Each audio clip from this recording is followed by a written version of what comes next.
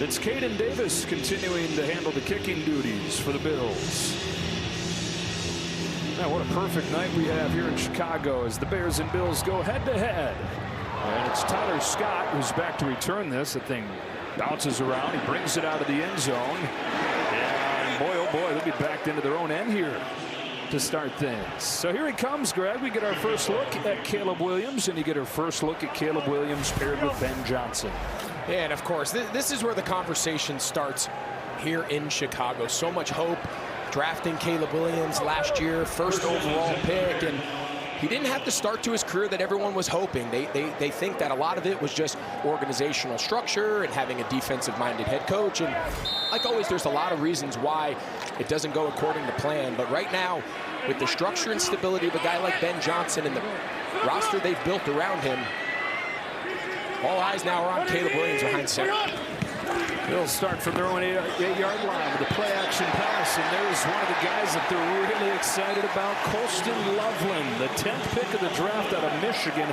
Surprised a lot of people by going with a tight end, but I know one person that loved it, the guy standing next to me here. Hey, listen, now, I'm a huge tight end fan. You know that. I'm biased. You take a guy 10th overall at the tight end position, what you're saying is he's not just going to have tight end production. He's going to have maybe wide receiver 2, wide receiver 1, borderline type of production. That's the impact that they think he can bring to this Bears offense as they build it in the vision of Ben Johnson around Caleb Williams. It's been a long time since the Bears have had an offense that fans could get excited about. Signs from the defense in recent years, but can they get the offense? Pretty good start to this one. It's another tight end in Cole Kmet. All the way out near the 45-yard line, a gain of 28.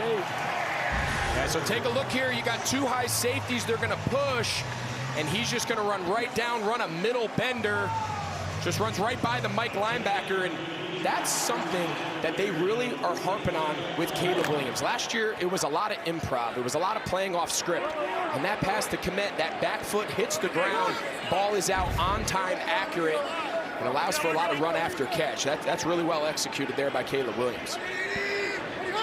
Already to the 45 after 2 plays. In rhythm to the outside he goes. And DJ Moore fights forward for 5 yards. How different is this going to look? I mean, obviously, Bears fans hope it looks a lot different in the results, but scheme-wise, how different is this going to be? The track record of Ben Johnson is they want to throw the ball and play action on early downs. We saw it on the first possession here to start the game. The first play to Loveland.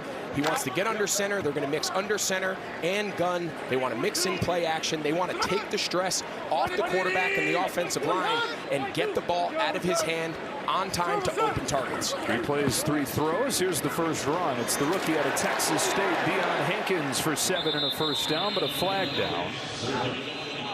Landon Jackson, the tackle for Buffalo. Holding, offense number 52. 10-yard penalty, 2nd down. It's one of the new offensive linemen, Drew Dahlman at center.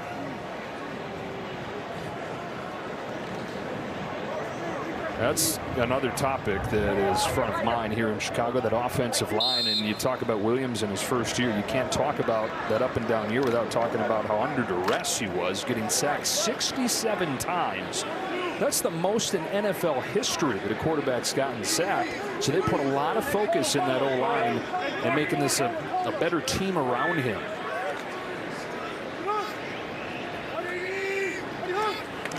Second and 15. Time to throw. Open tight end. Loveland again. Got 19 yards and a first down to the 41. And he had all day to throw behind that revamped O-line. Just a really nice job. This is his read. He knows if this hook player doesn't get enough depth, Loveland's going to be able to get right over the top of him. That's Joe Andreessen, Buffalo Joe, they like to call him back home, and he just doesn't get enough depth under that crossing route. Now that's the 3rd target and completion to a Bears tight end on this opening drive. Let's go, right? Hey, they know who's in town. Hankins again off the left side, has a seam and gets 5. We were talking about the offensive line, and really at this point, last year you had every excuse built in why it was going to be a rough rookie season for Caleb Williams. you got everything you need around him now, don't you? I think so, and I think that's been part of the beauty that Ryan Poles, the general manager, and Ben Johnson have done, and they've been able to do it quickly. They acquired those 3 interior offensive linemen. Drew Dahlman, the center, in free agency. They traded for Jonah Jackson, traded for Joe Tooney. Here's some pressure, off-play action. Williams moves, throws low. He's looking for Zacchaeus. Defended by DeMar Hamlin. Because the understanding is so much of the blame so often is placed on the offensive line when a quarterback takes as many sacks as Caleb Williams did a year ago in his rookie season. And so often it's always a combination of things. It's the quarterback holding on to the ball too long, not playing within rhythm and timing of the offense. And then, of course, it's free rushers and blown assignments. No quarterback in the NFL faced more unblocked rushers than Caleb Williams last year as a rookie. First third down for Chicago. 3rd and 5. Williams in. Rhythm again. There's Zacchaeus. And Olamide Zacchaeus takes it to the end zone for the Bears touchdown. 36-yard touchdown to finish off a 93-yard drive to start this game. Well, I'll tell you what, the Ben Johnson era, even though it's the preseason, couldn't have started. Watch the switch release here and what it does, creating leverage for Zacchaeus, and then it's just man coverage. Runs past DeMar Hamlin, the safety, and it's nothing but green grass ahead. The Bears are back, baby. That's exactly what's going through every single Bears fan in this stadium right now. I guarantee you that. Got our quarterback, got our head coach. Wins the parade. Zacchaeus, who's been making plays throughout training camp, makes one here for the touchdown.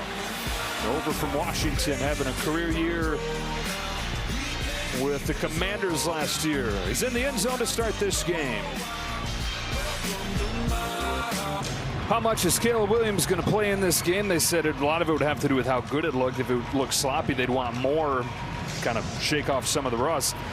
If we want to watch him play a lot, that's not a great sign, because that was nearly perfect on the first drive. 5 out of 6, 97 yards and a touchdown, and they go 92 yards in 4 minutes. Cairo Santos with Laviska Shenault back to return it.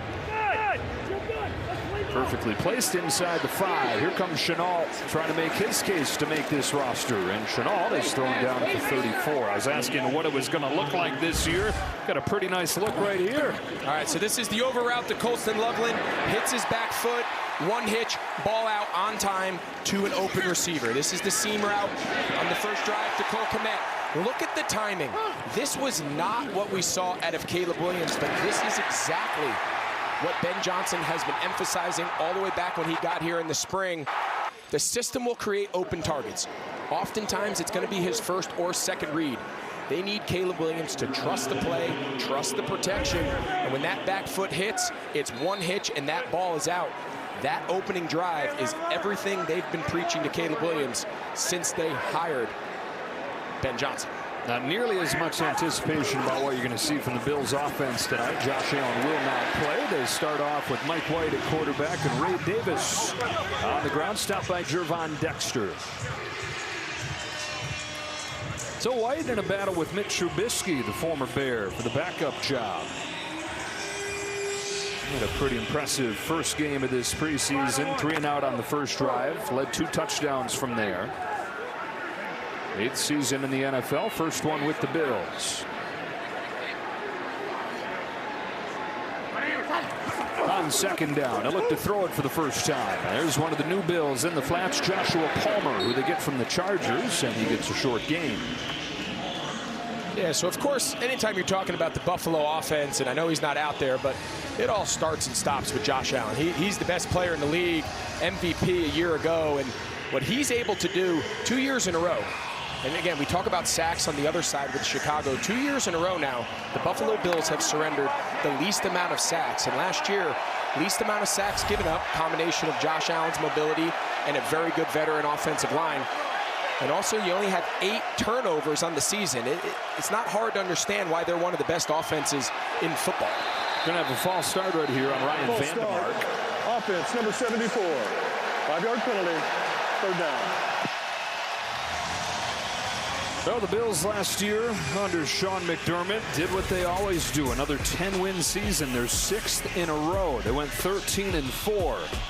Charge into the playoffs with that amazing offense in the MVP regular season from Allen. The pass defense struggled, and it was a sign of what would bite them in the playoffs. For the same finish they've had 4 times now in the last 5 years, losing to Mahomes and the Chiefs to end their season. And that is back-to-back false starts on Vandermark.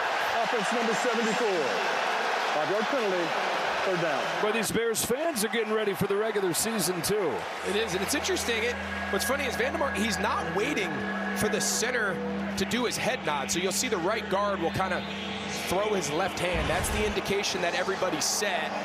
And then you see the center's taking his head nod, but for whatever reason, Vandermark is going before the center even nods his head. Again, the starting left tackle, Deion Dawkins, is not playing tonight.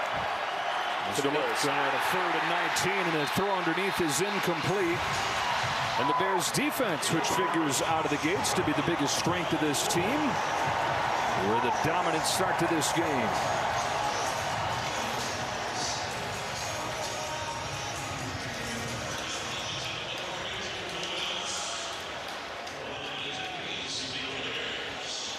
Early punt for Brad Robbins, and the touchdown score, Olamide Zaccheaus back to return.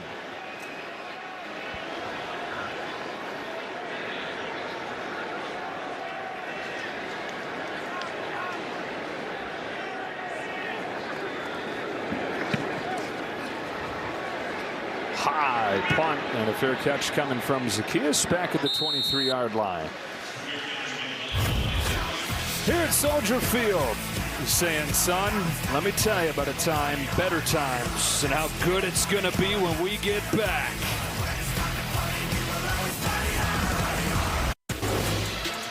"39-year-old Ben Johnson, son of a longtime college and high school coach, climbed through the ranks quickly from the Dolphins to the Lions and pretty much had his pick, right? With all the NFL head coaching openings, this was the star. If there was a draft for coaches, he was going to be the first pick. And he wanted to come here to Chicago, where he teams up with Caleb Williams, who hands it off here to begin this second drive to Deion Hankins. You know, for the same reason the Bears wanted Ben Johnson to come pair him with Caleb Williams, Ben Johnson wanted to be the coach of the Bears for the chance to coach it largely. Yeah, and I think that the reason Ben Johnson was so appealing, to your point, he's really been the #1 head coaching candidate for the last 2 or 3 hiring cycles across the league. And it's really the McVay and the O'Connell, where, yes, you get the schematic advantage of an offensive play caller. You get the quarterback development, but you also have a guy that can stand in front of the room and command the entire roster.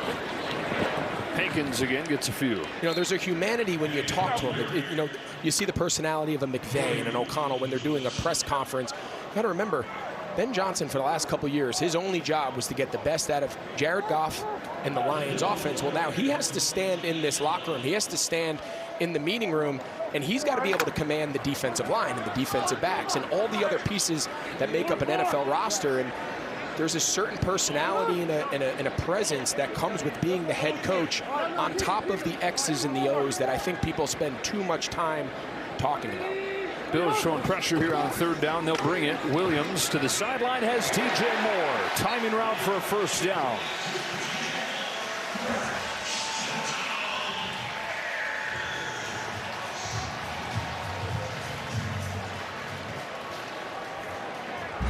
There's a lot of optimism around here. You see Rome Odunze, he's in the slot.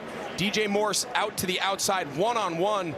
It's just man read across the board. And for Caleb Williams now, with the weapons they've put around him over the last couple years, they're young, they're athletic, they're talented, and they're a tough matchup, especially for some of these reserve Bills defenders. Straight drop on 1st and 10. Williams again given time out of the backfield. Hankins threw it behind him. I want to go back to something you were talking about, Ben Johnson, you know, having to command the room. And we showed that shot of him at the press conference. Nice tie on, big smile, looks like a nice guy. That's a little bit misleading. This guy get after you on the practice field, right? Oh, yeah. He's intense. I mean, make no mistake about it. The word out of camp, he says it, Caleb Williams, you know, to a man, he is a very commanding. You see an injury there coming off the field for. There's Hankins limped off. Bears. Brown replaces him. And it's out there on the screen, incomplete.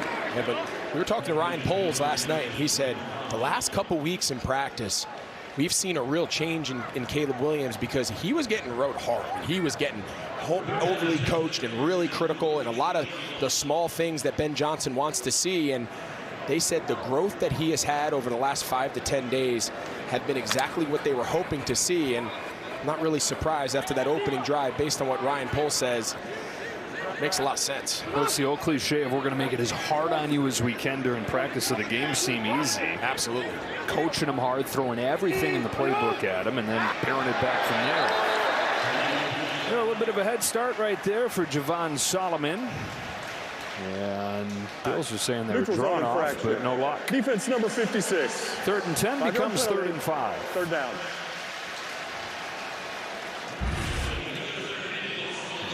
Colston Loveland's very happy that they called it on defense because they don't call it on Solomon.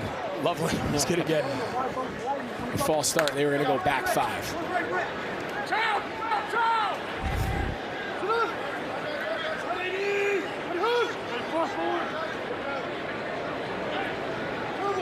Third and 5, pressure coming. Good blitz pick up there by Brown. Throw to the outside is incomplete for Odunze. Rome Odunze, the first-round pick last year, couldn't quite pull that in. But again, I just like the way the ball is coming out of Caleb Williams' hands. He's not holding it. He's not second-guessing his read. Great job there by the back on the blitz protection. And that ball needs to be caught. I mean, that ball is accurate. It's on time. They're going to be tight windows on this press coverage on 3rd down. And those are the plays as the course of the year goes on. Rome Odunze's got to make. Torrey Taylor's the punter. Brandon Codrington back to return it for Buffalo.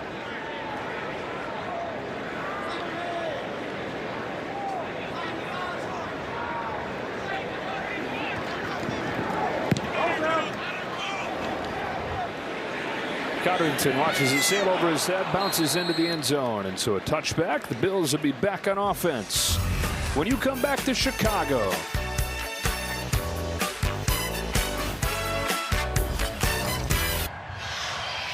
Now, what a way to start the college football season on Fox and to start the Arch Manning era for the Texas Longhorns. A playoff rematch. It's Texas and Ohio State on Big Noon Saturday, August 30th, only on Fox. Doesn't seem like it was that long ago. And got back there, J.T. Barrett was the quarterback at Ohio State. He's the quarterback's coach for the Bears, and so a key figure somewhat behind the scenes here in Caleb Williams' development. Out of the change of possession, Ray Davis goes straight ahead for a gain of 5 at his progress after they went backwards on their first drive. Yeah, so continue the conversation about this Bills offense, and it's kind of a smattering of some starters, a lot of reserves. Buffalo's taking a very different approach than Ben Johnson and the Bears, but last year in pretty much every statistical category, we talked about how good the offensive line was, their ability to protect the ball, only 8 total turnovers. They're pretty much great in all categories. Red zone, turnovers.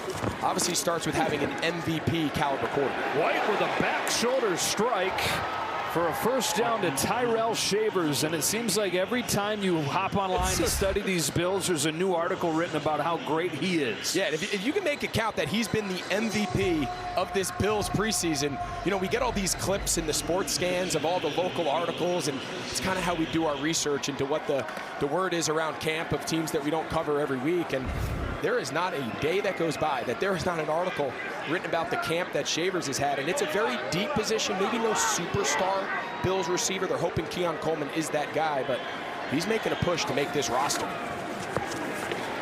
That throw is incomplete, out ahead of Jackson Hawes. Shavers was undrafted a couple years ago, mostly practice squad in his 2 years with Buffalo. He had 1 catch last year. It was a 69-yard touchdown, but then he shows up in camp this year a little bit bigger, a little bit faster, and has been turning heads from day one. Yeah, Joshua Palmer, we saw him targeted in the first drive. Of course, Keon Coleman, you know, here entering year 2, second-round pick from last year. The expectations of him going into the season, they said, everyone on our team, he might have had the best offseason as far as just getting his body, his mind ready for what they think is going to be a breakout sophomore year. Underneath, White finds Elijah Moore, who's tackled promptly by Jonathan Owens.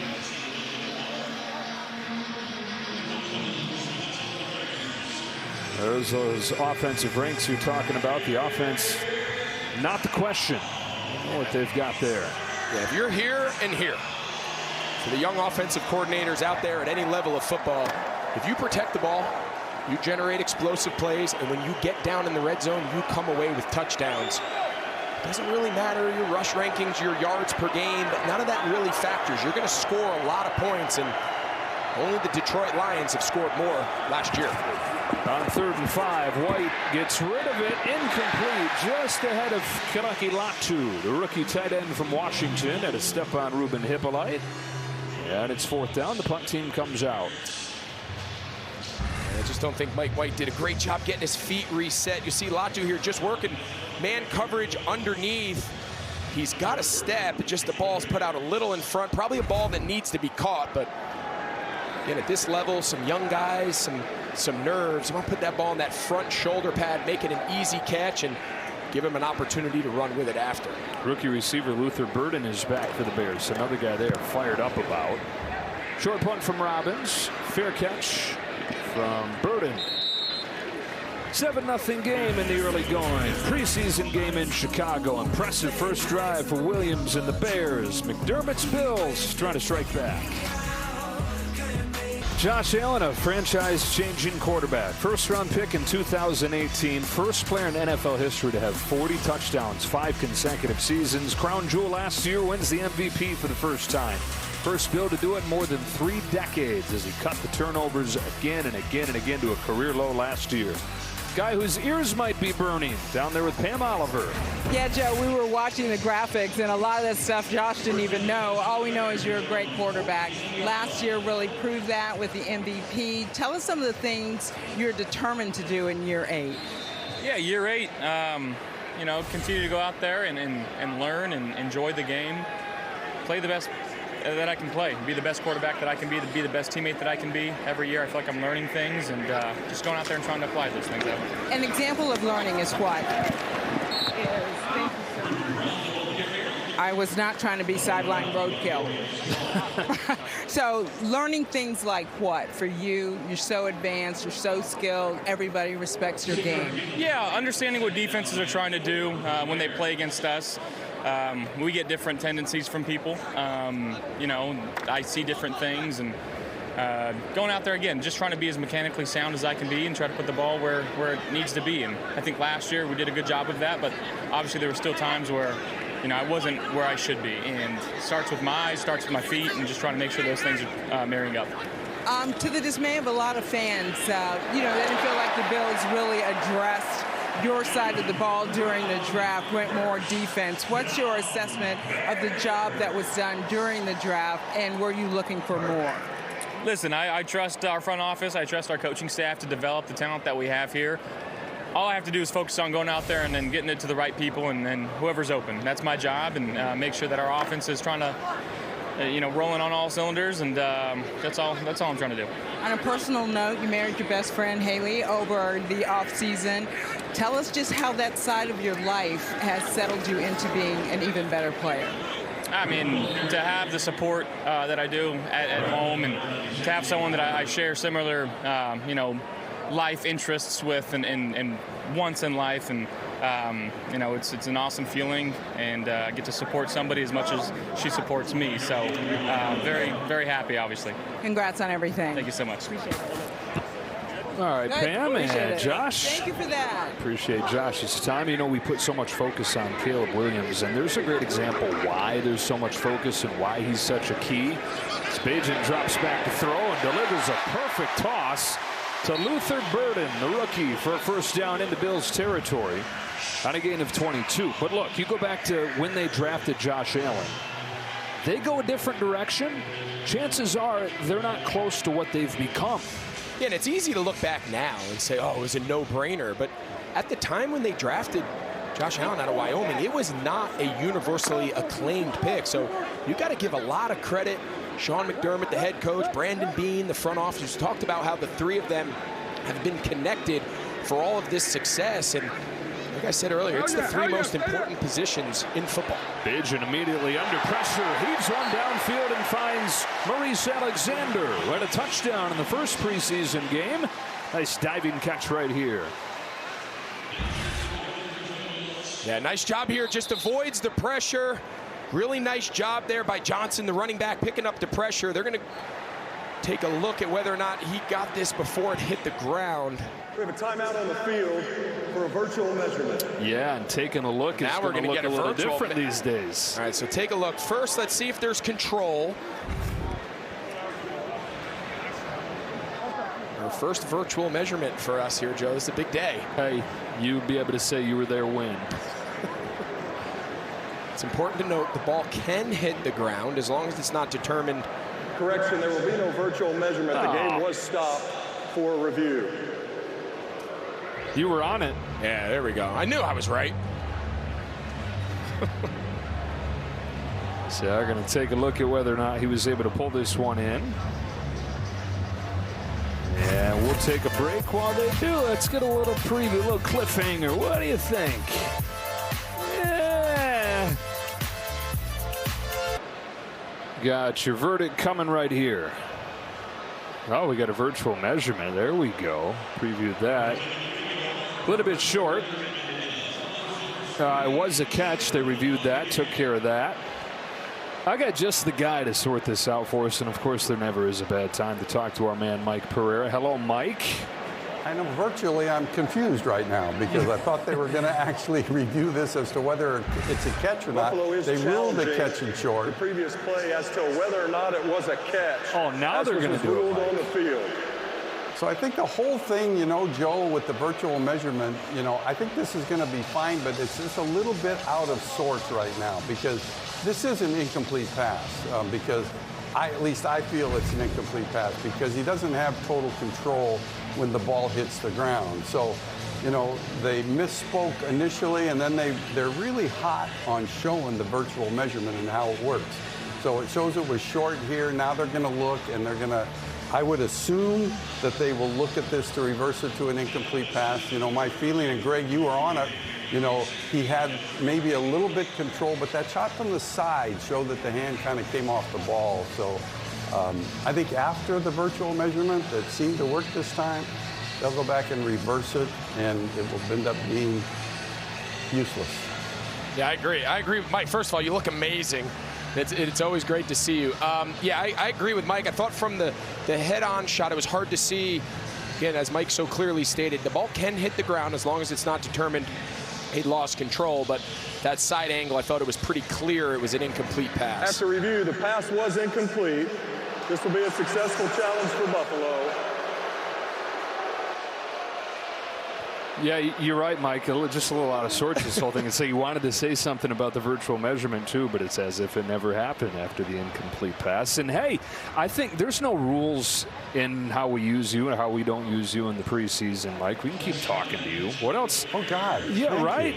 Right. This is the only time when Mike Pereira is involved and there are no rules. But from a football perspective, what else are we looking for rules-wise this year?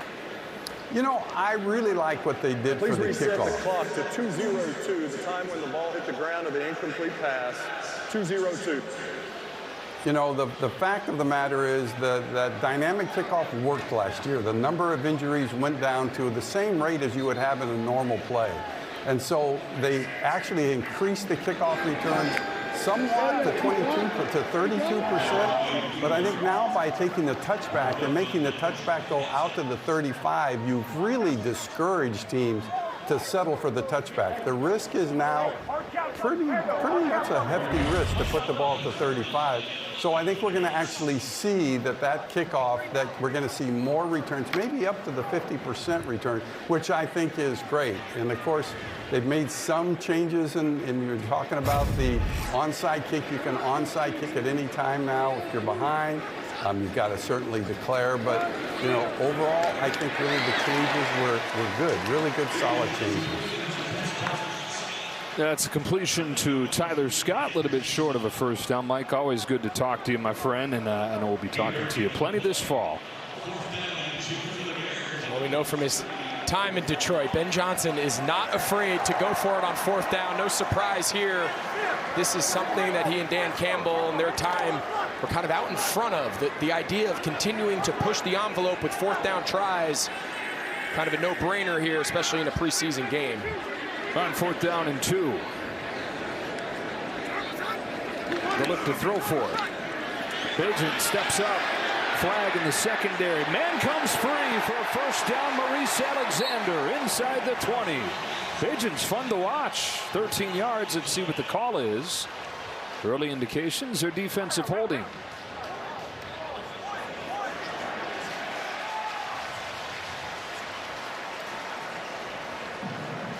Holding. Defense number 3. The penalty's declined. Result of the play is a first down. How about Bagent making something happen here? Yeah, and Joe Andreessen, number 44, the defender of Buffalo. That's like the cardinal rule there. The rule is you don't come up, so keep an eye on him. He's going to pick up this shallow cross from the other side. The rule is, Joe, you don't leave your man until the quarterback crosses the line of scrimmage. Because in man coverage there, once they pass that route off, your job is to not tackle the quarterback. You got to stay with your man, or else you give up a big play. Closing moments of this first quarter. Britton Brown with the head of steam and a gain of 7. And Dreesen there with the tackle, along with Dane Jackson. And that should bring this first quarter to a close. A successful first quarter it was for the Bears. A successful first look at the marriage of Caleb Williams and Ben Johnson as they go 92 yards in 4 minutes to open the game. Hope is alive in Chicago.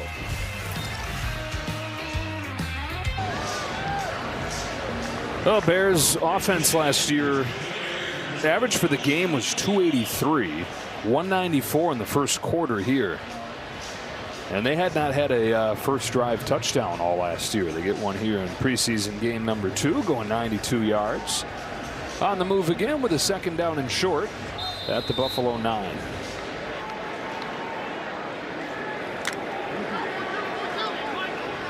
Tyson Bagent has taken over for Caleb Williams.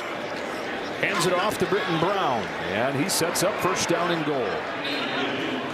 You know, so something else I think it's interesting, and Mike pointed out the new rules on the kickoff, Joe, and how teams are going to strategize whether or not they kick it in the end zone. I think another big factor that teams are going to start playing with is the idea of, in these situations now, it's 1st and goal from the 6.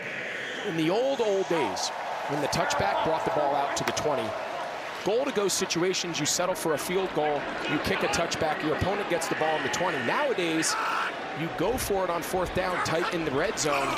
You kick a touchback, you're giving up 30 yards. Your ball's on the 35-yard line. So teams are going to have to decide, am I willing to get 3 points to give up 30 yards of field position? And even in the event I don't get a touchdown and I fail on 4th and goal, my opponent now has the ball inside their own 5-yard line. That's 30 yards in the other direction. That's 3 first downs. So the kickoff rule, yes, for the kickoff and kickoff return, but it's also going to be a significant factor for how offensive coaches manage goal-to-go situations. Settle for the field goal. Pretty good chance it's at least going to be a wash, and decent chance they're going to be down 4 in the whole equation. Go back and score a touchdown. Speaking of scoring touchdowns, that's what Britton Brown does.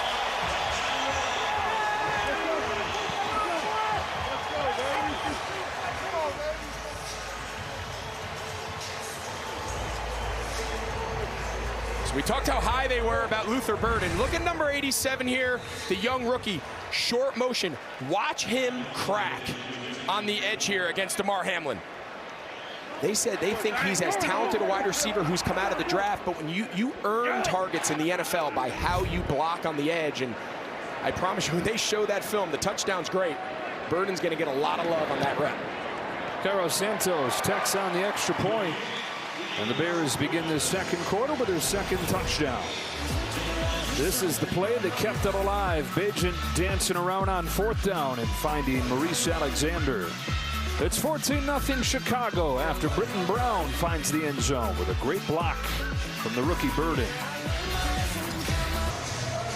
Back in Chicago, and we welcome you back inside. We got a special guest with us. Kevin Warren, the president of the Bears, is with us. Kevin, a pretty darn good start for your club down there, huh? Excellent start. So it's good to be back in Soldier Field, see the fans, and to see the team get off to a good start. And always, of course, optimism for any team, excitement this time of year. But it seems like there's an extra level of hope, extra level of excitement for what you guys have done coming into this year. Yeah, you can feel it. I mean, Coach Johnson and Ryan Poles, they've set the tone.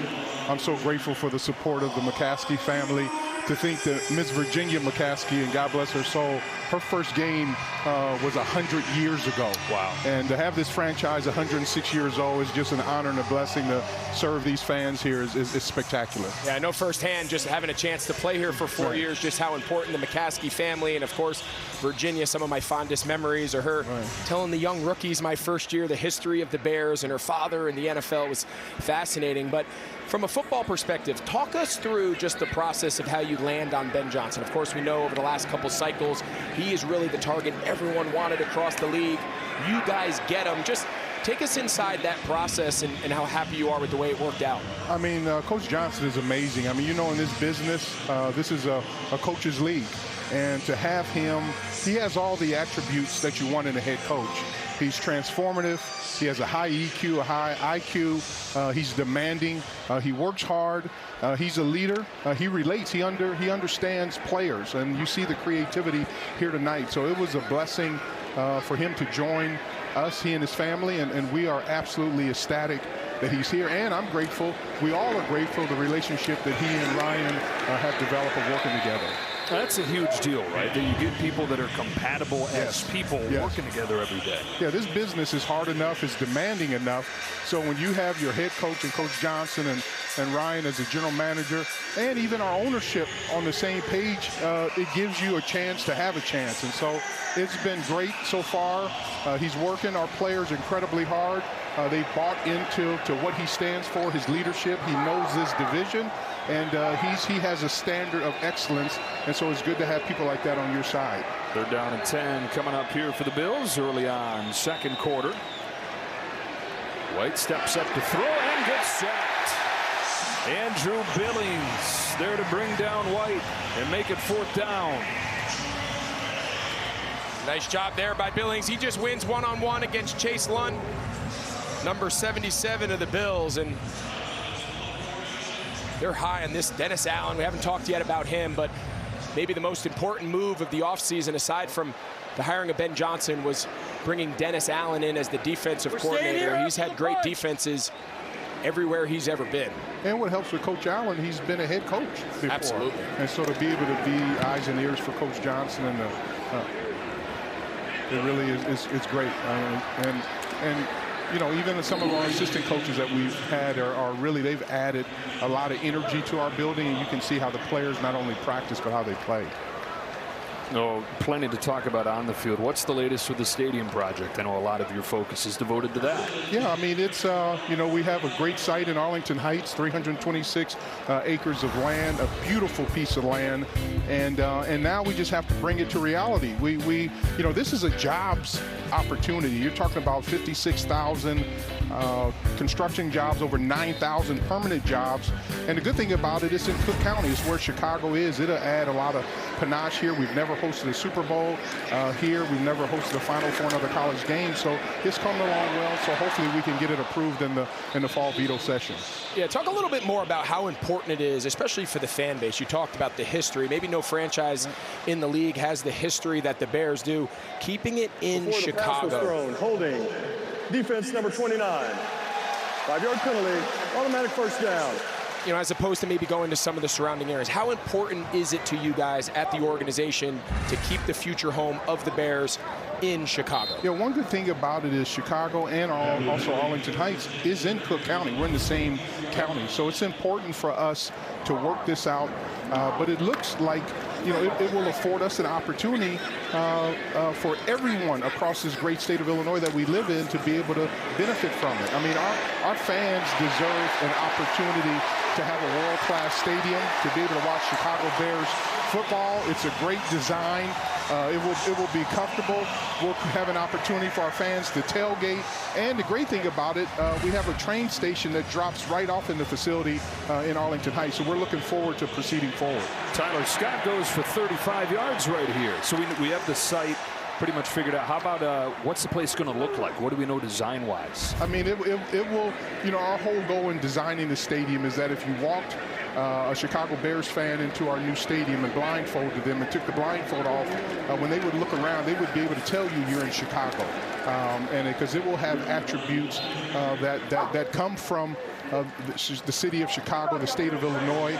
But it's a beautiful design. It will have an ETFE roof, translucent roof, but it'll be comfortable and it'll be able to allow us to bid for world-class events. Yeah, that's awesome. We're talking about world-class events, and I know a project and a new kind of initiative that's close to your heart and really the NFL in general, which is the fast-paced growth of flag football, both for boys and girls. We just saw some of the world championships of the girls flag football. How important is that to not only the NFL, but here to the Chicago Bears organization? I mean, it's our lifeblood. I mean, you think about the standard that Virginia McCaskey set, and you're talking about powerful women. But for us to be able to embrace these young, talented athletes, and now it's an Olympic sport, and they have a chance to get college scholarships. But it was great to host these talented flag football student athletes out at our facility, and just to watch their energy and commitment. Again, back to building for the future. The NFL has done a great job with both boys and girls flag, and we're fortunate with the support of the McCaskey family to be able to carry this forward. Your Bears knocking on the door again here, and there's Luther Burden with a first down grab, getting a step on Trey Herndon. Well, we showed you on the touchdown run. He's willing to be physical. He's willing to participate in the run game.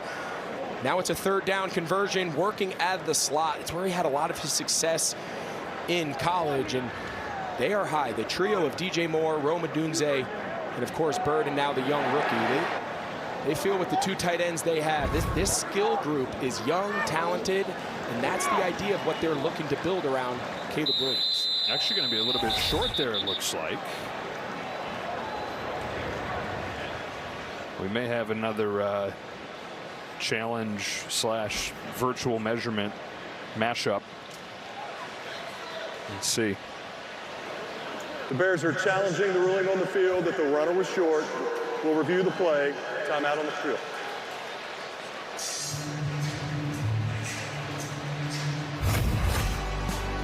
All right, Kevin. Hey, sure appreciate the time. Exciting times around here for you and the Bears. We appreciate you so much. And here's a couple pins to give a tribute to Miss Virginia McCaskey. Thank you. And Thank you so much. Some pins that we have. So hopefully you can figure out how to wear these at some point in time. Thank you for everything you all do. Thank you. Thank you so much. Great to see you. It is a catch and a first down after all. 1st and 10 for the Bears at the 11.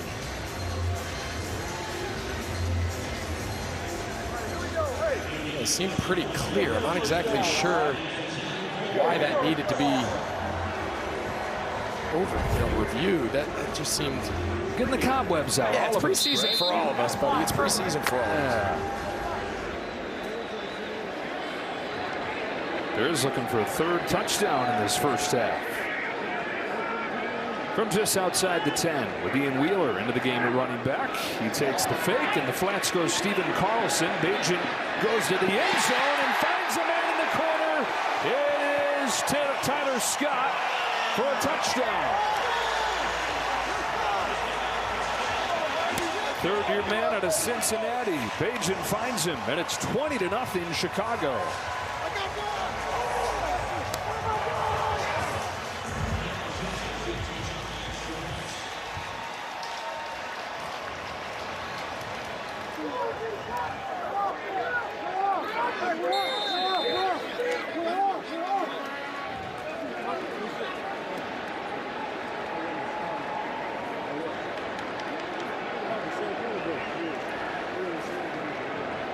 Bajan 6 out of 7 with this touchdown.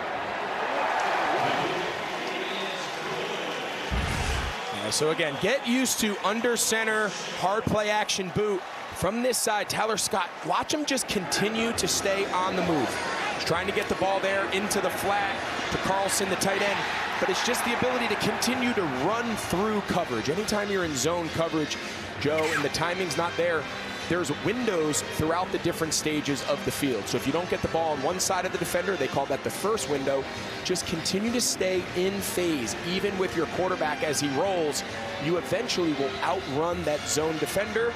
That's the second window, and that's exactly where Bajan puts the ball. And that is a hallmark staple. You saw it on the Scott Long 30-plus yarder early in the possession. We were talking to Kevin Warren. Those are the easy completions that are built into this offense that just take tremendous pressure off both the quarterback and the offensive line. Tyson Bagent out of Division II Shepherd University in his 3rd season, reset the record books there at the Division II level, and that guy can play. Chenault to bring this one back from inside the 5. The regular season kicks off on Fox on September 7th. The Giants take on the reigning Offensive Rookie of the Year, Jaden Daniels, and the Commanders, or other regional action. The NFL's back September 7th on Fox. Kickoff weekend is presented by YouTube TV.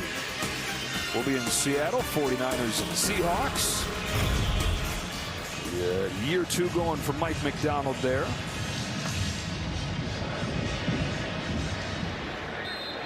Bears will take on Minnesota. Bills will take on Baltimore. Rematch of the division round thriller.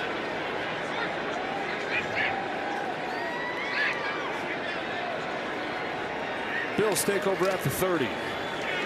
We've talked mostly about the Bears so far. This Bills team you kind of take for granted. This is steady, always right there at the top of the division. Sean McDermott in his 9th year, and has bucked a trend in that there haven't been too many successful defensive coordinators making the transition to head coach. How about this? He's won 65% of his games since he took over in 2017. The other defensive coordinators that have become head coaches in that same time have won about 40%. Man, he's definitely bucked the trend. You see why the NFL tends to go offensive-minded. You look here in Chicago. But Josh Allen or not, the job that Sean McDermott has done here, along with Brandon Beane in the front office, the team they have built and where they've taken this Bills team from when they got here to now one of the top 3 or 4 teams every single year. And, you know, we came on to the show and you asked me, how do they get over the hump of playing against the Kansas City Chiefs? And we've seen this before across different sports where you can be a historically great team. You just happen to live in an era of one of the greatest players of all time and one of the greatest dynasties that is the Chiefs. So I don't think you can take anything away from what the Bills have done. And when you talk to Sean McDermott, there is no question that eats at them every offseason, and they're looking to take that next step. 3rd down and 5, trying to keep this drive going, but it's ended loudly. Austin Booker was the star of the first preseason game with 3 sacks in 1 half of play. He's in the books in the first half here. Yeah, this is so good. Just a little TE. Andrew Billings, 97. He's the tackle. He sets it. And then you'll see Austin Booker, number 94. He comes and wraps inside that little pick stunt. Every team in the league works on him. It's such a hard thing for offensive linemen, especially reserve backup linemen, to pass those games off. Oh, that thing was almost blocked. Jay Frazier coming off of the edge there. Just narrowly missed it. Reese Alexander dropped at the 15-yard line. Jimmy Charlo with a tackle on special teams and a near miss right here for Frazier. Go up and under. So what they teach the guys, if they feel like that wing oversets the protection, you can take off what your holdup is, which means he's trying to hold that Bills defender from running down the field in coverage. If you feel you have it, you always can take that counter to the block point. It's a little bit of a feel when to go for the block and when to just play holdup and set up a return. Bears go back on offense from their own 16-yard line.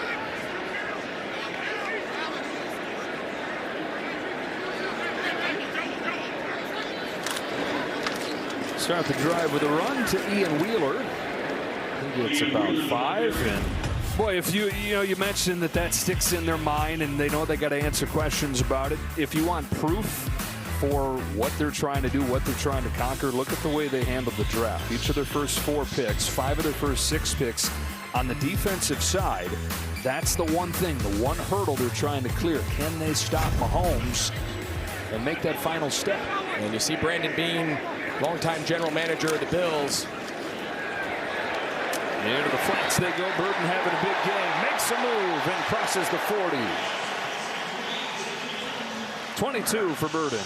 Yeah, so here's what the really good teams, when you have a really good generational quarterback like Josh Allen, at some point you have to flip the switch and say, okay, while our offense is rolling, and while our offense is as good, one of the top couple in the league, scoring 30 a game, now is the time for the youth movement. So they invest heavily, 5 of the 6 draft picks, 3 at the defensive back position. And the idea is we're so good on offense, we can weather what that youth movement looks like. It's very similar to a couple years ago what the Kansas City Chiefs did. They ended up winning the Super Bowl. Halfway through that season, people had questions. Could this young Chiefs defense keep up? Well, they had Mahomes, they had Andy Reid. It's a very similar situation here in Buffalo. There'll be some growing pains. Some of these young players will take their licks, but as the year goes on, if those guys continue to elevate and they're young and they're cheap, all of a sudden now the defense becomes the strength again, and you happen to have an MVP quarterback. That's the long-term vision. I love the move by Bean and McDermott. Obviously now, for the Chiefs, they want a Super Bowl. Now we'll see what the end result is for the Buffalo Bills. Kind of that long-term seesaw. Exactly right.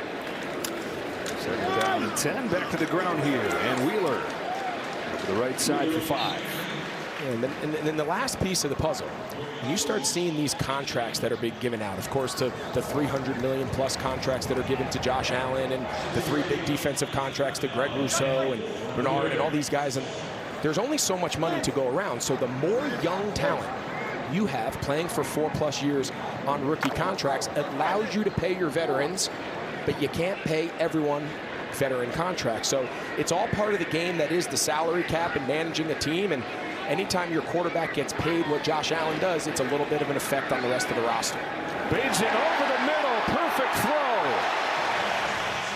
Samori Toure gets involved. 24 yards for Toure. I am impressed with Tyson Bagent. I mean, just the ball coming out on time. He's got pressure in his face. Not exactly sure. Maurice Alexander and Toure were kind of in the same spot. I'm not exactly sure where the ball was going, but usually that doesn't end well. Yeah, usually you get 2 guys in the same spot multiple times now. This time is Tashim Johnson, number 33. Great job there in pass blitz pickup. Back in the hands of Wheeler. They had a couple men miss and got a few. Talking about the contracts that they handed out, and that's the whole goal, right? In a perfect world, you draft a guy, you develop him, and then you keep him. You like him enough to sign him long term, and they've done that time and again under Brandon Bean. This offseason did it again. The obvious one was Josh Allen, but Rousseau, Benford, Bernard on the defensive side, and then just this week, James Cook.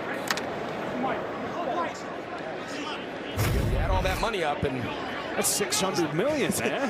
There's not unlimited money. It's not monopoly here. You got to make some cuts where you can, and that's when you go young in the draft.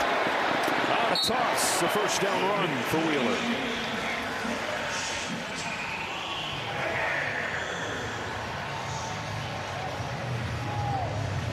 Seen 2 nice carries from Wheeler. Nice job in pass protection a couple plays ago. You just love the opportunities that come with these preseason games. You hear the old mantra, the games don't count, but they matter. There are a lot of NFL careers, especially as this game gets into the second half, of guys that you might not be used to seeing weekly when the regular season comes, but there's roster spots at play both here and across the NFL playing out right now. Bagent, and again in rhythm, delivers another strike. This one to Miles Boykin, and he's spreading the ball around. That is a new Bear receiver coming over from Seattle. He's got a first down. It's a simple curl route, but it's the accuracy and the timing. Watch, his head comes around and the ball's on him. He doesn't have to sit. He doesn't wait for those windows to close. And one of the things about this Bills defense, and I understand there's some backups, and this isn't traditionally the starters we'll see come week 1, but their inability to defend the pass is a big area of emphasis for them going into this season. Wheeler inside the 5, got pulled down by Zion Lowe. And when you score 30 points a game, you better be able to defend the pass, right? Yeah. So often we look at defense just in like a little isolated bubble. You want to be really good defending the run. You better not be losing every game, because teams are going to run the ball down your throat. You better be good defending the pass. If your offense is Josh Allen, he's the MVP, and you score 30, because you're going to get everybody's best shot in the passing game to score points. On 2nd and goal, back in the hands of Wheeler.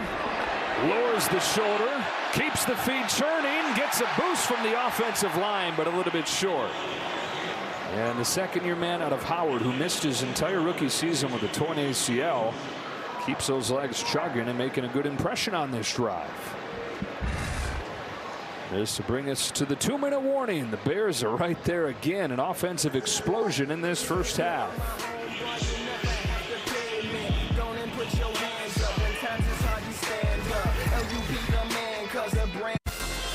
7 new head coaches across the NFL this year, and Ben Johnson here in Chicago.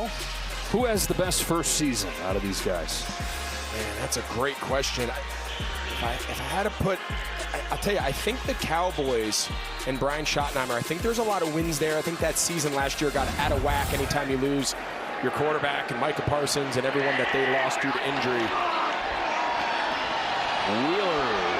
Jordan Hancock stops him in the backfield there. 3rd and goal. You know, I think the Bears are promising. We'll take a timeout here by Buffalo, trying to steal another 2-minute drive before the half. Timeout.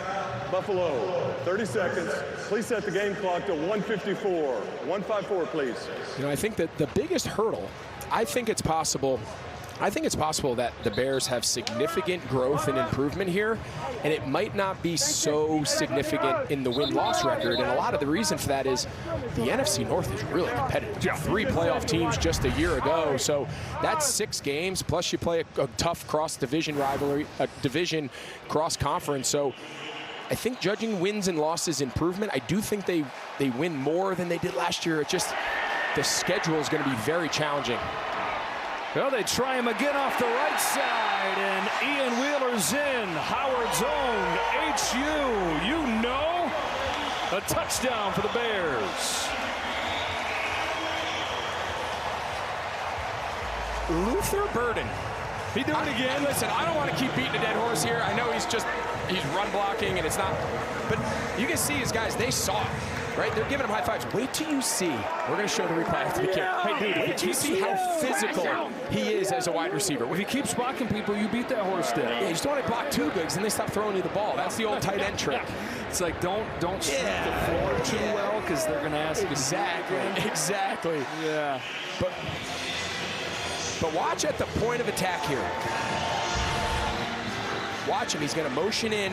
Watch how physical he is at the point of attack.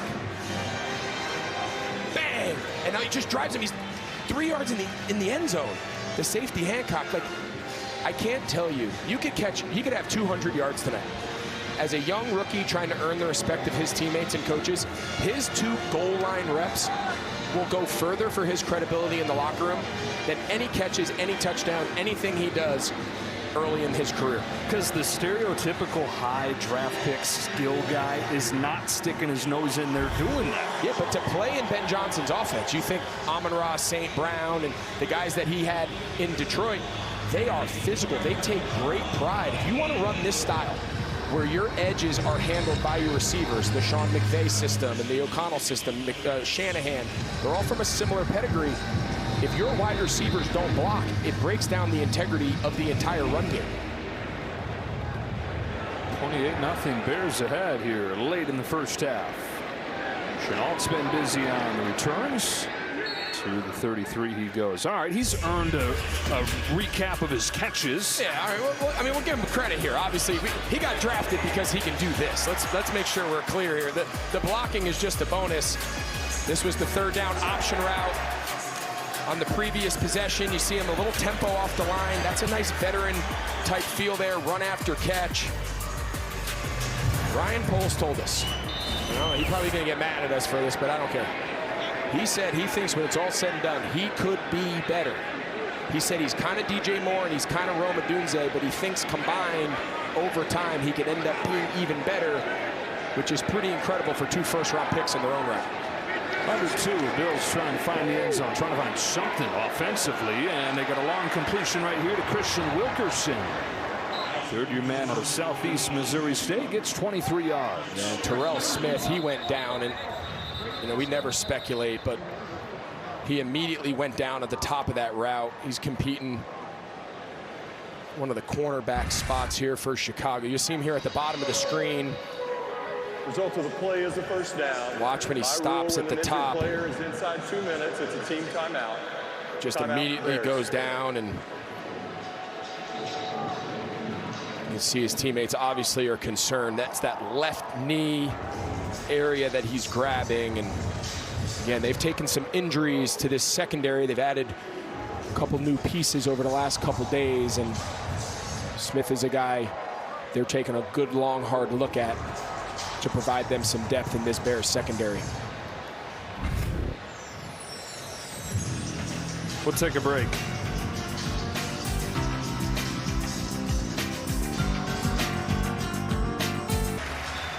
Now they need the cart to get Terrell Smith off of the field. A guy that, like you touched on, was getting an increased role because of other injuries they're already dealing with in the secondary. Leaves with what looks to be a significant injury. Remember, Jalen Johnson, the starting corner, he's been out dealing with some injuries. He suffered right before training camp, some soft tissue stuff, and then Tyreek Stevenson, Nashawn Wright, then of course Smith. So we got some question marks there in the secondary health-wise for this Bears defense. With a minute 32 to go in this first half, the Bills have it in Bears territory. They doubled their total yardage for the game on that one completion. Quick throw, Elijah Moore. Flag down.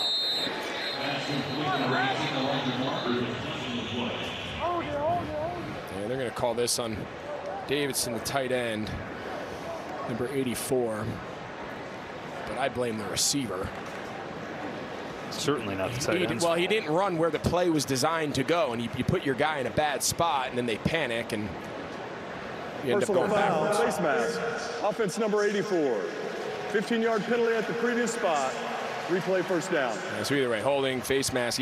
He panics. He reaches out to the guy because this little tunnel screen is supposed to cut in here. You can see clearly grabs him by the face. And now I understand Moore's trying to get out of bounds. It's 2-minute drill, but when you call those inside smoke screens, you have to run inside your kick-out blocks to make sure you set them up. And we used to say, you go outside, man, you're on your own. We can't help you out there. Hey, so like you said, preseason games don't count, but they matter. If I'm a Bills fan, am I bothered at all by what I'm watching here? I'm not. Okay. I think these two teams took very different approaches to the game. We might have a roughing the passer here. He kind of slammed him to the ground. Yeah, they're going to get Montez Sweat.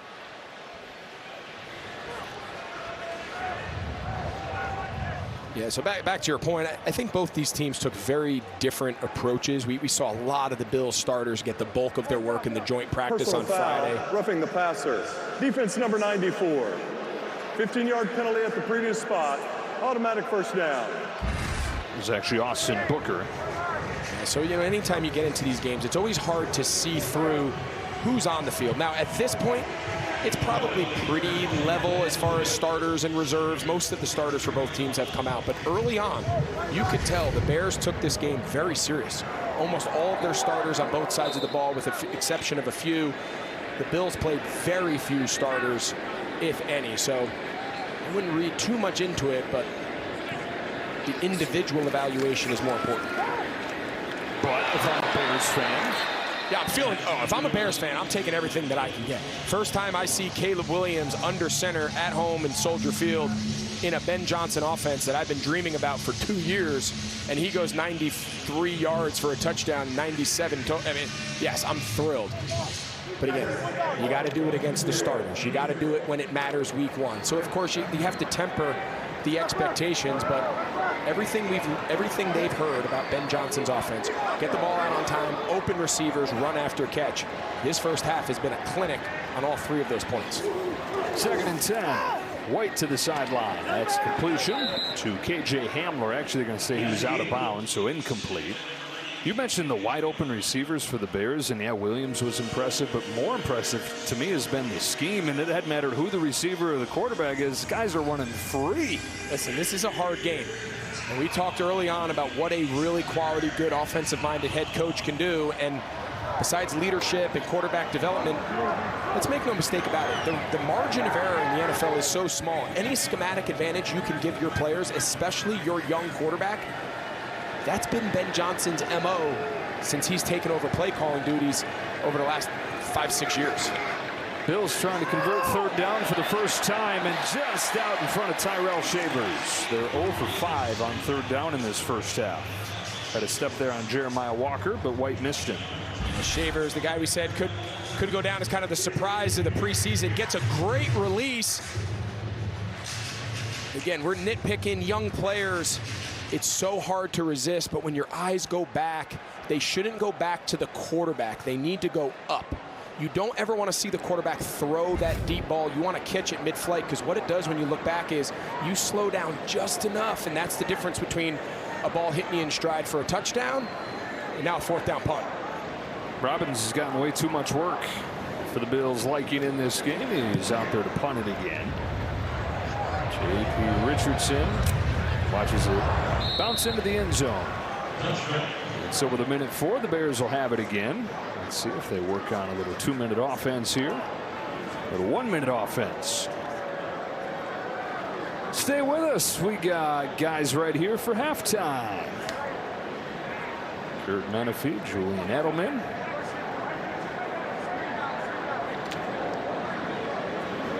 We got some special guests lined up for the second half as well. Taylor Swift. Yes. So make sure you tune in. Dochi. No, it's gonna be fun. We got Brandon Bean. He's gonna come spend some time with us. Poles, the GM here in Chicago. We're gonna get a chance to talk to both of them as they continue to construct these rosters. So don't go anywhere. Wouldn't that be something if Taylor Swift showed up on a Bears-Bills preseason game in the booth? Hey, she said how much she loves football. Yeah, prove it. Come on, help us out. Yeah, prove it. Exactly. You want to know how much you love football? Go do it. Go live and die with every preseason snap. Please set the game clock to 59. Timeout taken right there. How about these Bears possessions in this first half? 4 out of 5 touchdowns. 3 in a row since Bajan took over.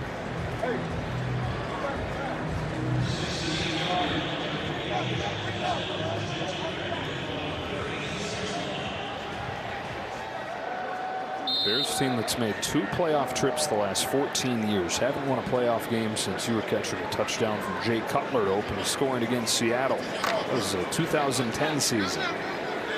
They are excited again. The score continues to get out of reach. We have to pull up some of those clips. Oh, we'll pull it up. No matter back what. into the glory days.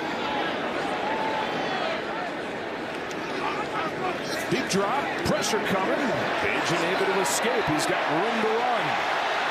And does. Stepping out of bounds around the marker at the 46. I'll tell you what, I have been really impressed with Bajan. Not only his timing, not only playing within the confines of the system, but the athleticism at the quarterback position seems like a prerequisite to play anymore. If you're a statue in the pocket in today's day and age, it's just so hard with these defenders, and that's a great example there. That play should have been dead sack, and instead you got a fresh set of downs and stop the clock on this 2-minute drive. This is as good of a talk radio city as there is in the country. What do we think, boys? We got a quarterback controversy in Chicago. After an expedited review, the runner was short of the line to gain. Oh. We'll make the adjustments. Okay, expedited review.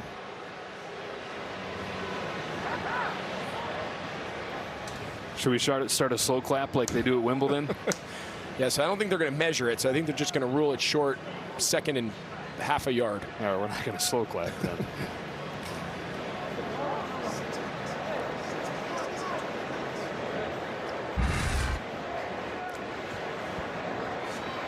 Yeah, so take a look. He steps out clear, so it's where the ball is. When he goes out of bounds, that ball in his right hand, they're going to say he's about a half yard short. 51 seconds, 1 timeout. Bill showing pressure. And bringing an extra man. Getting to Bajan this time. He's able to heave it away and avoid the sack as Brandon Codrington got home on the blitz. And I think one thing we probably haven't talked enough about is last year they had the 4th fewest, the Chicago Bears offense, they had the 4th fewest explosive plays, big plays, over 20 yards in the league. They had 82, they had 40 passes, 82 total. They had 6 already in the first half today. They had 40 all of last season. Well, that's what Ben Johnson specializes in, right? And a lot of it's run after catch. No team had more yards after the catch than the Detroit Lions. And from listening to you, I know that there is no category that equates closer to winning than getting those big plays. Yeah, the two biggest factors that every team is trying to win every single week. Timeout Chicago, their third and final 30 seconds. Is the turnover ratio and the explosive plays ratio. How many do I generate? How many do I give? It is so hard to sustain possessions 4 or 5 yards at a time and go the length of the field and then win in the red zone. Every defense in the league is saying prevent explosive plays and win in the red zone, and no matter how many yards I give up, I don't care. That's how my points stay down. So the inverse of that on the offensive side of the ball is we need to score as fast as we can and in a few amount of plays as possible, because every time you snap the ball, it's in the defense's advantage.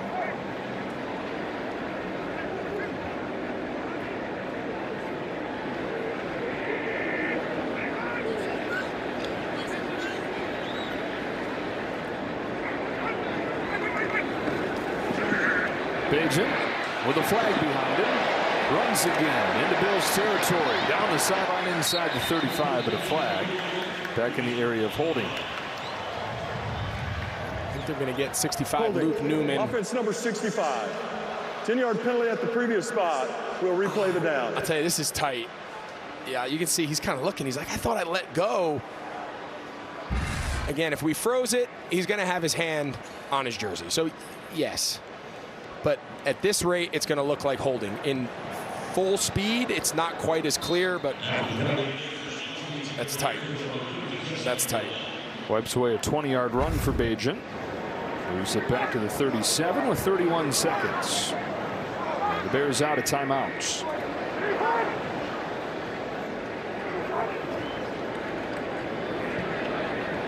More pressure. Hit as he throws. The ball is out and live. It's picked up by Dwayne Carter. The big man's rumbling for a touchdown. But let's see. Looked like that arm might have been coming forward.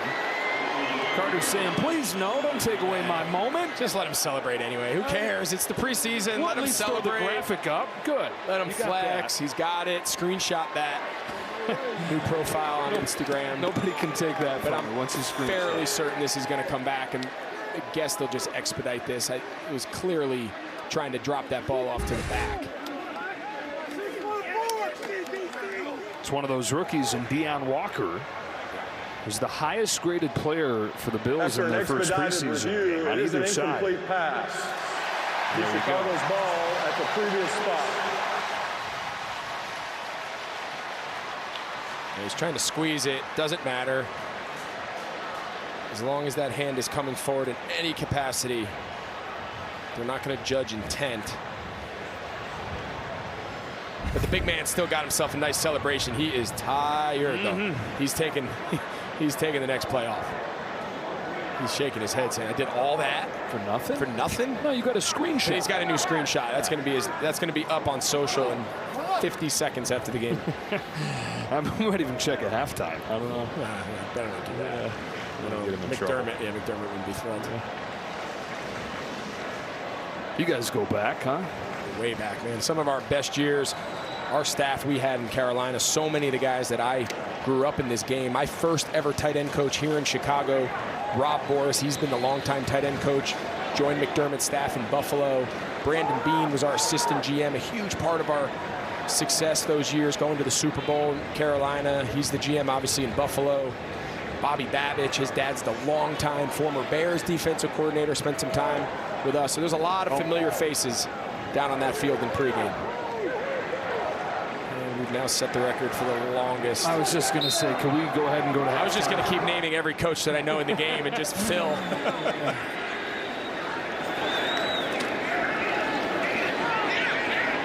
Underneath to midfield goes Joel Wilson. Fire up chips. The Central Michigan, the tight end. Spikes it with 10 seconds. Should we see the celebration? We have to. Let's see the big guy. Let's see. What has he got for us? He's been dreaming about this. What's he got? He panicked. He did. He panicked. He didn't know if he wanted to point, flex. He wasn't sure. He thought about dancing? Yeah, he wasn't sure. That's okay. That's okay. It's preseason for everything. He's still waiting to get back on defense. Right. I love it. Good for him. Good for him.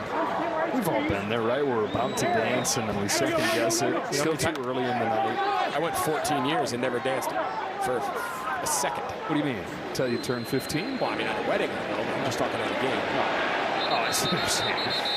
There's a sack for Michael Hoyt with a flag down. And still time on the clock. Second quarter that will not end.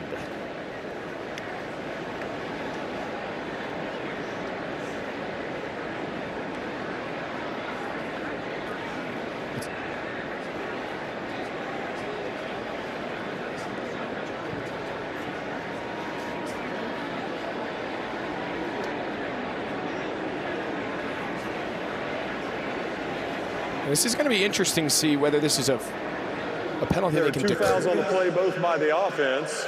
Illegal formation, number 75, as he was the end man on the line of scrimmage. Illegal shift, as number 87 never reset prior to the snap. Both these penalties are declined. The ball goes over. First down. Right, now factor in the loss. That's what I was curious. I was going to say, if these are penalties that they can decline, they'll take the lost yardage on the sack, and they're going to send out their defense. Again, it's 28-0 in a preseason game, but nonetheless, they're going to have a chance to attempt a 56, 55-yard field goal and steal 3 points. That's obviously not how Chicago dreamed up that fourth down. Kind of gives the rookie out of Ole Miss, Caden Davis, a chance to show what he's got. He's kicking for Tyler Bass, who's still out with an injury. He's got a chance here from 56 yards to get the Bills on the board.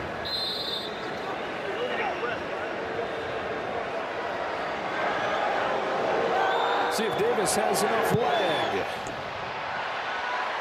Well, that wasn't the question. He was wide to the right, had enough, but missed. And it's a 28-0 first half for the Bears. Thrilling their fans here at Soldier Field in preseason game number 2. Kirk Menefee and Julian Edelman are here to break it all down and look ahead to the regular season coming up after this break.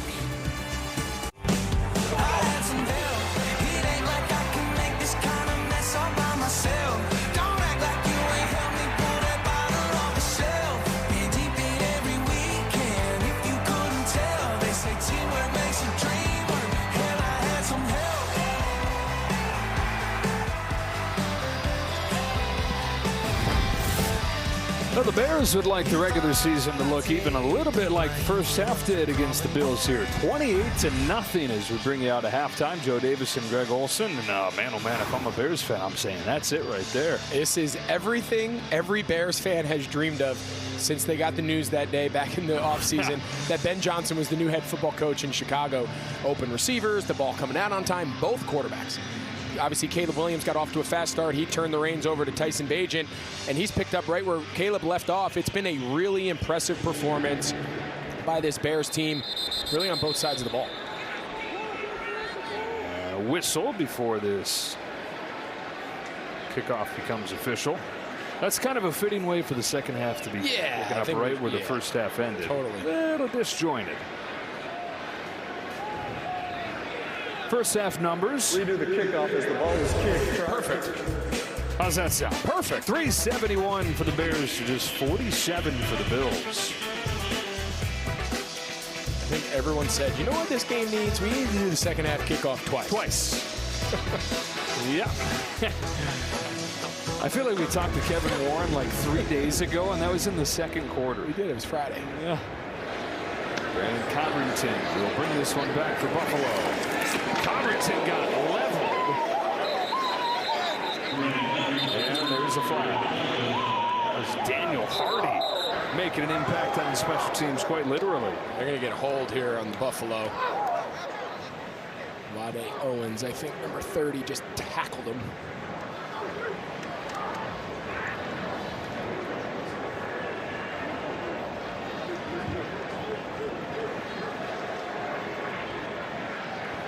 During the return, holding, receiving team number 30.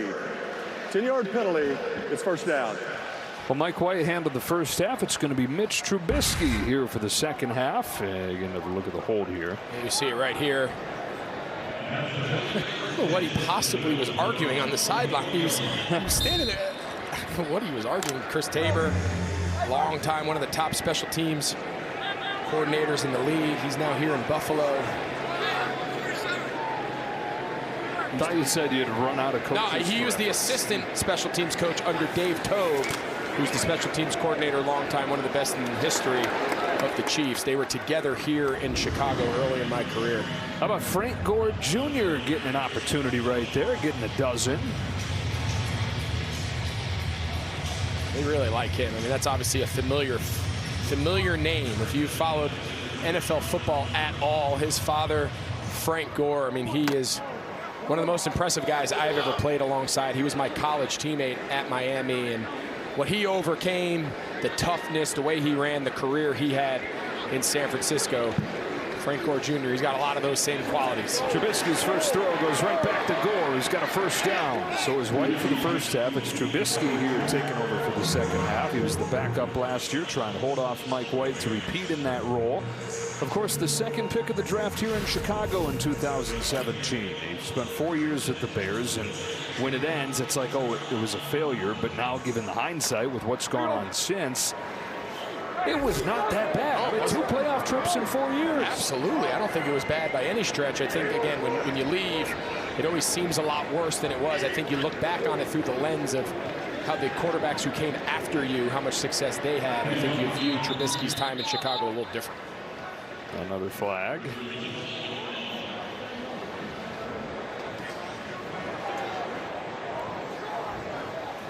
Holding, offense number 61.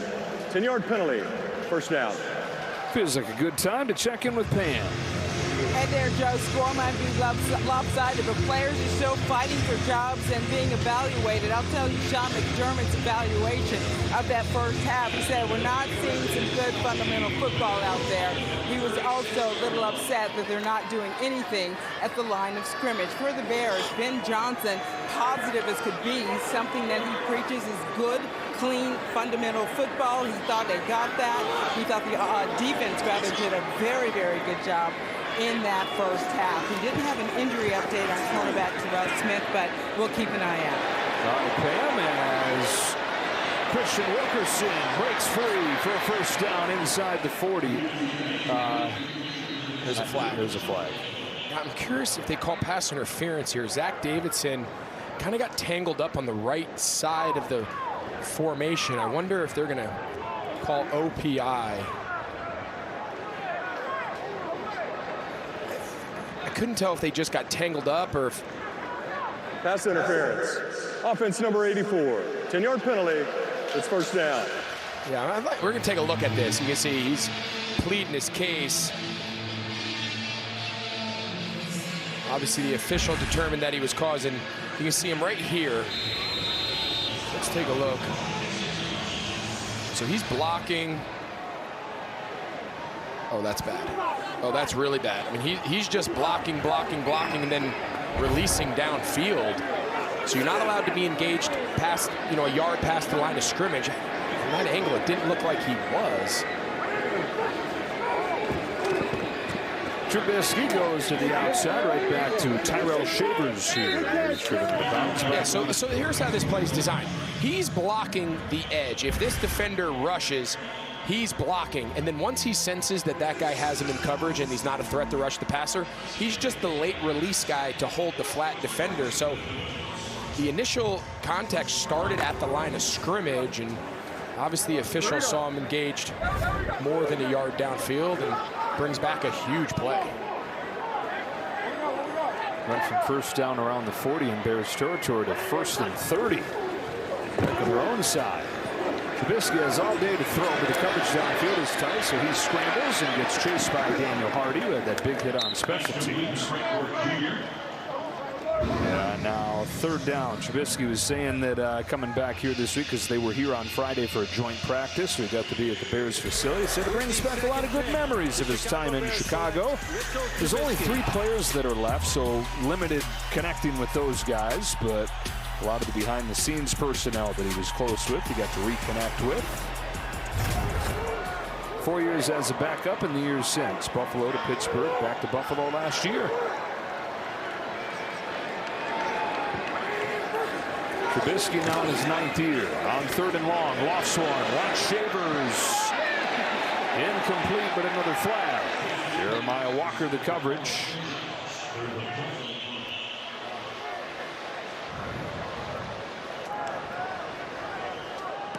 Pass interference. Defense number 23. Spot foul. Automatic first down. So flag flips it around the other way. First down for Buffalo. I think he just panics a little bit. He's in good coverage. It's the 2 hands on the chest right there. Clear restriction. I think if Walker just turns his head and just finds the ball, some of these young defensive backs, they just panic with the ball in the air, and their first instinct is to clamp both their arms. And you do that downfield and restrict, you're going to get it called every time. Toss to Gore. Broke a tackle at the line of scrimmage and got a couple. Set by Ruben Hippolyte, a rookie out of Maryland. You know, one of the other factors, so much for these quarterbacks is an element of who else was drafted, especially after you. And of course, the big name that really stands out, Chicago takes Trubisky early there at the 2 pick, and then we all know who got taken later on in that first round, and Patrick Mahomes and what that's done to the Kansas City Chiefs. So unfair or fair, the reality about quarterbacks, it's you get compared to the guys around you. Bryce Young and C.J. Stroud are always going to be tied together. Caleb Williams, Jaden Daniels, it's just the way it works. And so much hinges on you as the quarterback. That's been the case for as long as football's been played, but especially in this era of the NFL, a franchise's chance hinges on the quarterback that they pick.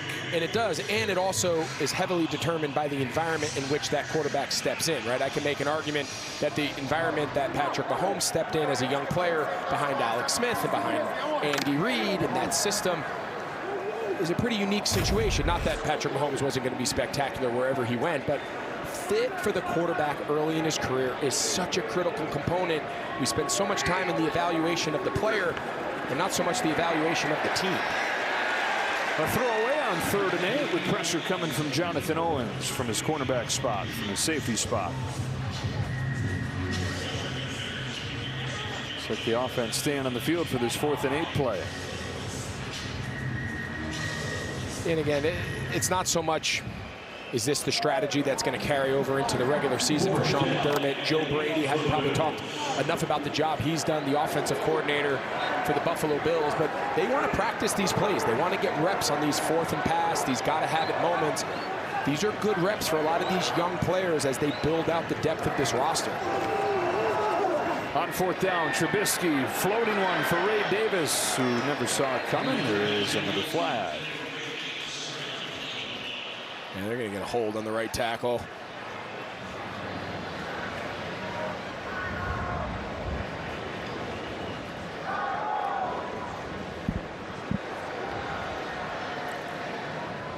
The result of the play is an incomplete pass. Personal foul, face mask. Offense number 75. The 15-yard penalty will be enforced at the succeeding spot. It's first down, Chicago. Timeout. So the Bears will take over, try to add to this lead. The guy that gave him the lead initially, the guy I've been talking about all night. Caleb Williams is going to visit with Pam Oliver when you come back.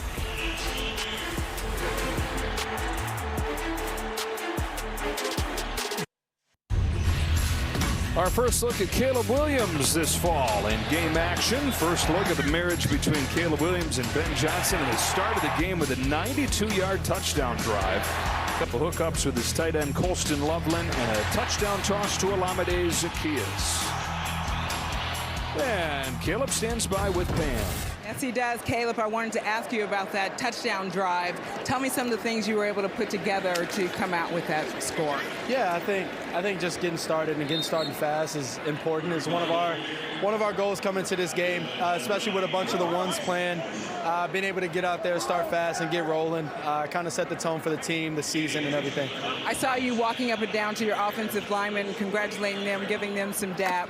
Tell me about that group. As we know, they brought in 3 new players and how they've been able to form and come together as a unit. Yeah, it's been great. It's been fun being around these guys. I I mean, their knowledge, the vets that we have. I mean, they're awesome, especially with these new guys and new teammates and brothers that I have now. And you know, it's been awesome being able to go out there and practice with them, and then now our first time actually getting out there on the field and going to war with them. And it shows that obviously the front office, you're the #1 pick, so what's the point of not putting everything around you? Shows that the front office is committed. How much does that mean to you that these guys are coming in, that they're making efforts to make your life easier?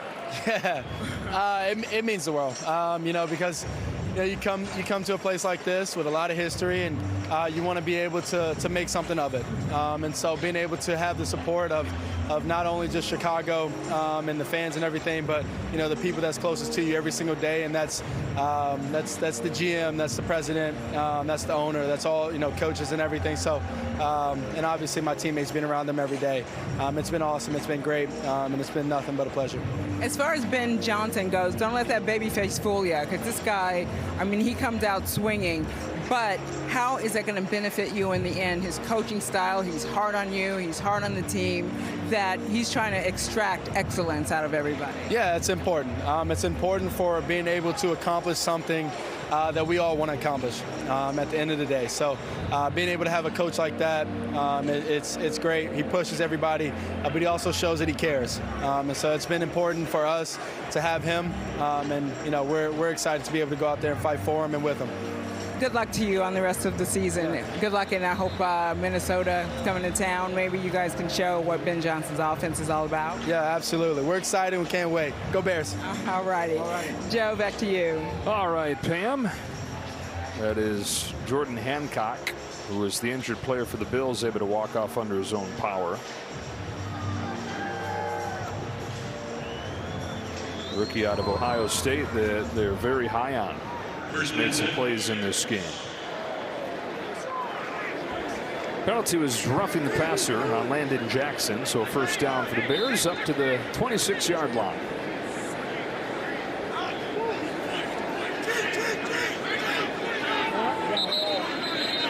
Oh boy, Greg. False start. Offense number 88. 5-yard penalty. First down. Had a lot of those tonight. Caleb Williams, who are just visiting with rookie season, there was good. He fought through. More than 4,000 yards was a Bears franchise record. Top 10 in touchdown to interception ratio, but there's the flip side of that. Completion percentage was 31st. They were talking about it during the pregame show, the bar that they've set, that Ben Johnson has said he'd love to see him get to, which is a high bar, 70% completion percentage.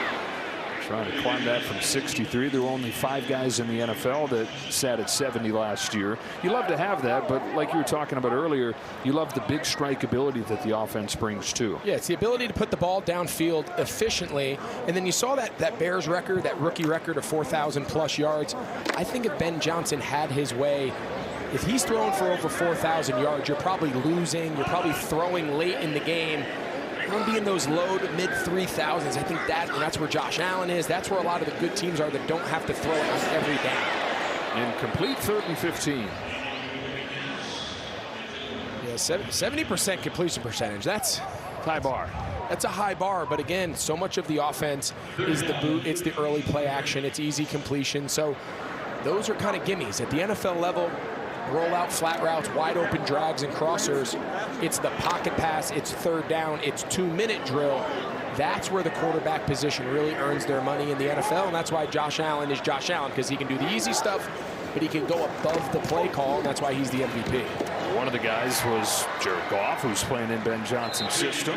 Wilson with his 3rd catch, and the tight end takes it to the 22, where 4th down and 7 comes up. And the field goal team will come out for the Bears.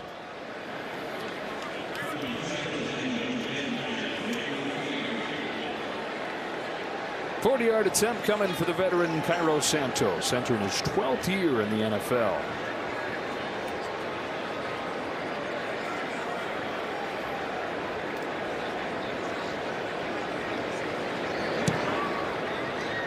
Yeah, he calmly taps it through. 3 more for the Bears, the 31-0 lead midway through the 3rd quarter. Offseason for the Bills, put it all together, it's around $600 million. The contracts handed out. A lot of that, of course, to Josh Allen, most recently James Cook, agreeing to the contract this week as the Bills try to make that last step, try to bring home a Super Bowl. Certainly better days ahead than this one. 31-0. The Bears ahead midway through the third quarter.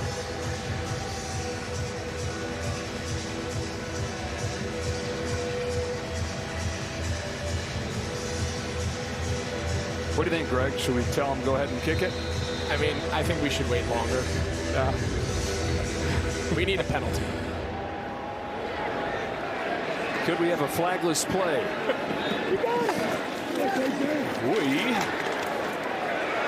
I speak too soon, but I think we could. All right, the guy that had a busy offseason, Brandon Beane, the general manager of the Bills, joins us. I know preseason games don't count, but they matter, so we're trying to cheer you up here. My man here, Beaner's having a tough one. He putting that smile on his face. It's bad timing. Should have brought you in earlier. Let's talk about happy things, though. I know the whole idea, in a perfect world, you draft, you develop guys, and then you like them enough to keep them, and you've been able to do that time and again. Yeah, that's kind of been the the motto that Sean and I and the Pagulas, 9 seasons ago when we got here, and fortunately last year we made some tough moves, some tough cuts, knowing what was ahead, that we had some guys like this that we extended, and you never know how many you're going to get, but with James Cook this week, we were able to get quite a few done. Yeah, tell us a little bit about that. That's obviously the most recent big news in Bills country. Yeah, I mean, we tried to get James done in the spring. Sometimes you're not on the same page with him or the agent, and so we got the other guys done. We focused on the draft, and then we just kind of pushed pause and said we'll start it up when camp was going, and we were working on it. He and his agent weren't on the same page with us, so he paused for I think 8 or 9 days, and at that point we got back on the same page. We had a conversation after the last preseason game that he missed, and got him back on the practice field Tuesday, and by Tuesday night we had a deal done. Yeah, so let's talk a little bit about the draft. We talked about it earlier in the first half, going 5 out of 6 defense, 3 defensive backs. Is that the plan going in? Sometimes the plan going into the draft is not how it falls.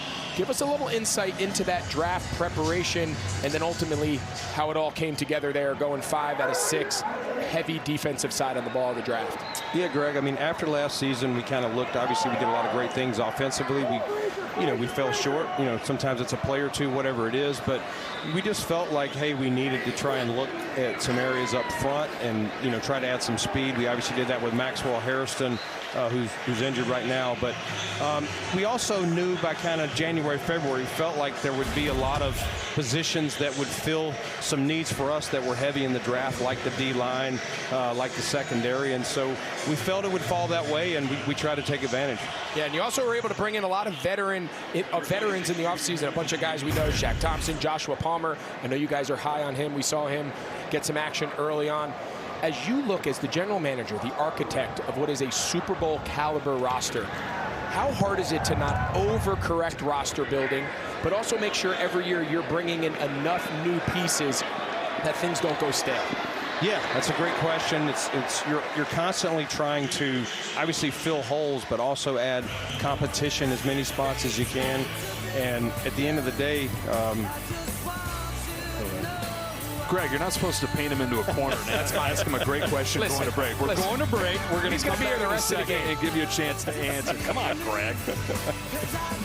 Here in Chicago, now we have all the time in the world. We're talking about balance, and you started to answer, and now we have all the time for you to finish it. That's called a bad lead-in. That's me not knowing fourth down whether we go to commercial, but the floor is all yours, please. That's all me. Yeah, no, just trying to strike that balance, like competition. You're always trying to tweak the roster. You want to keep it competitive. You want to fill holes, and yes, you want to, you got to be honest with yourself. Where did you come up short? And listen, when you play in the AFC, you better be able to get Lamar, Pat Mahomes, Joe Burrow. You better be able to get those guys down if you want to win those big games. And so that's kind of the impetus to trying to kind of retool this D-line, adding a Joey Bosa, hitting the guys we did in the draft.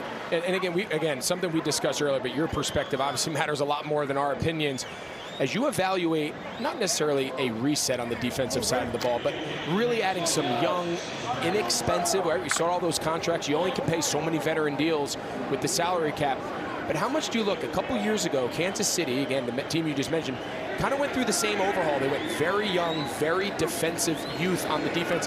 But because you have Josh Allen, because you have Mahomes, you're a little bit more built to weather some of that early storm. Is that a big part of your plan? Knowing you're so good on offense, you can take some early lumps, let that defense become a strength again, and they're young, and you have them under contract for 4+ years. Yeah, exactly. It was definitely an infusion of youth was needed on our defense in multiple areas, and a lot of times with youth, you get speed, you get other things that you may not have in an aging group, and you know we would love to be in the days where we still have the Micah Hydes, the Jordan Poyers, that crew, and you know, a younger Tre'Davious White, but you know the game evolves, and you got to find younger guys, and again the D-line we tried to get younger there with the draft, and then again adding a veteran still though in Joey Bosa. Totally.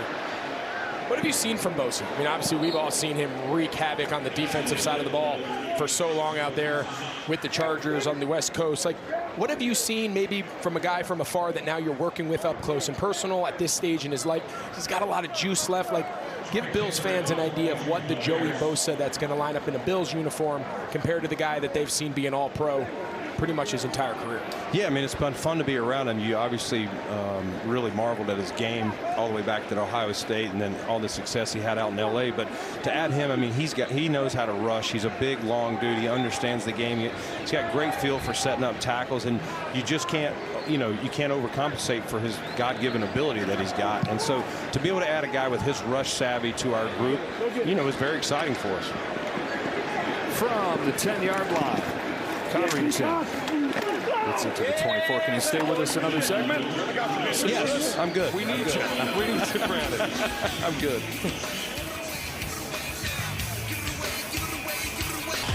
Greg, what are you doing Thursday? Oh, I'm watching you. Oh, of course. I was going to see if you wanted to go to New York. Come on, you and Smoltzy, man. You guys are awesome. Red Sox and Yankees, Thursday, 7 o'clock Eastern on Fox. Astros and Orioles also going head-to-head. 6:18 left in this third quarter. It's been all Bears in this one. I'm not sure there's a bigger Joe Davis than the guy standing between us. I used to think Beaner was my guy. I'll tell you what, you got a way bigger hug and reception when he came in the booth than I did. I'm old news. A big baseball guy. I love watching Joe and Smoltzy. I'm a big Smoltzy fan. It's a hammer right there with a nice move and a nice run. Hey, what's the latest on the new stadium coming to Buffalo? Yeah, we're fired up. You know, a year from now we'll be opening this thing up, and it's going to be something that's pretty special that Buffalo's, you know, not had. It's a blue-collar town, and this thing is, you know, the Pagulas and all the money they receive from the state really is going to be a nice thing, and it's going to be grass, which you know, a lot of people don't realize. You know, I think that's an afterthought that people haven't realized lately, even when I'm talking. So excited that we can have a grass field as well. Is that a safety thing? Is that something feedback from the players? Like, how'd you guys go into making that? Obviously, we all know the climate, that the issues that come with that, but give us a little idea of what that looks like. Yeah, I mean, I think you always, you know, listen, the turfs are way better. They're way more improved.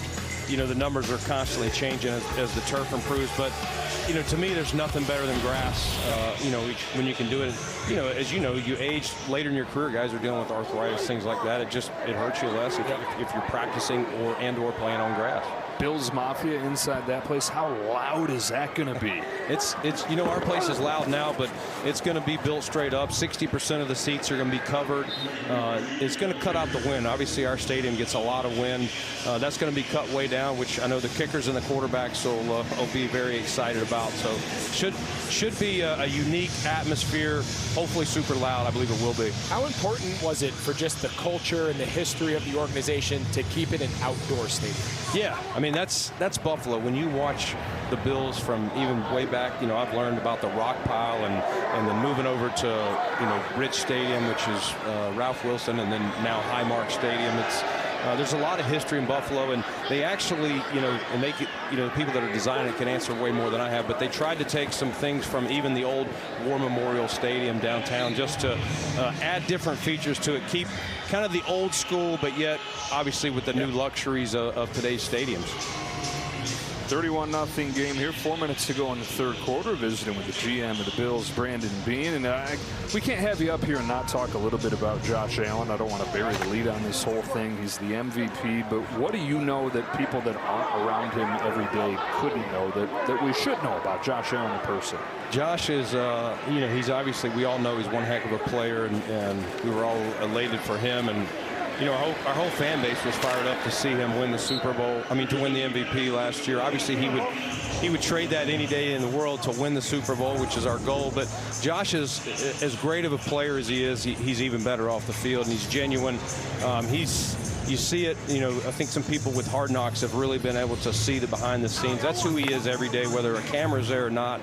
Josh is, he's raised out on, in the West Coast, farm boy. Grew up playing multiple sports, just raised the right way, and he's been a great ambassador, not only for the Buffalo Bills, but for the entire NFL. Goa runs for a first down. Well, we talked about the contract that he got. Of course, winning the MVP, first one for the Bills in more than 3 decades, back to Thurman Munson. But the biggest deal happened May 31st. He got married. Did you go to the wedding? I did. How was it? Tell us about it. Did you have to give your cell phone up? I had to give my cell phone up. That's kind of like the new thing these famous guys do. Yeah. I'm like, dude, man, way back when I drafted, you wouldn't have cared one thing. Now I got to give my cell phone. We did that at McCaffrey's wedding last summer, and that was a blast.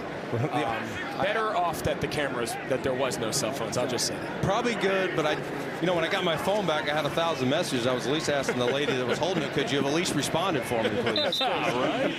Take awesome. My phone. Isn't it freeing though to have a time where it's not on you? It is, but you're so used to it. You got 2 kids at home. You're like, all right, is everything? My wife's with me. I know that's good, but he said Beaner missed 4 calls trying to get deals done. He said he missed major opportunities that he could have improved the roster, but he was too busy singing Journey. Blame it on the quarterback. That's awesome. That was a good time. A couple weeks left here in the preseason. I know everybody fired up to get to the real thing, but what is there still to be figured out for you guys? Yeah, I mean, listen, we still got guys fighting for some of these back end. Knocked out of there. Still fighting for some of these back end roster spots, guys, special team spots, and just who's going to fill some of these depth positions for us, Joe. Damon Ogbong Bamiga knocked that thing out of there. Brandon, we sure appreciate your time, my man. Great. Appreciate you, Joe. Appreciate you. See you. And I ain't going nowhere, so you can get to know me. The love with the underdogs on top. And I'm gonna shine on me until my heart stop. Go ahead and read me. I'm Raps MVP.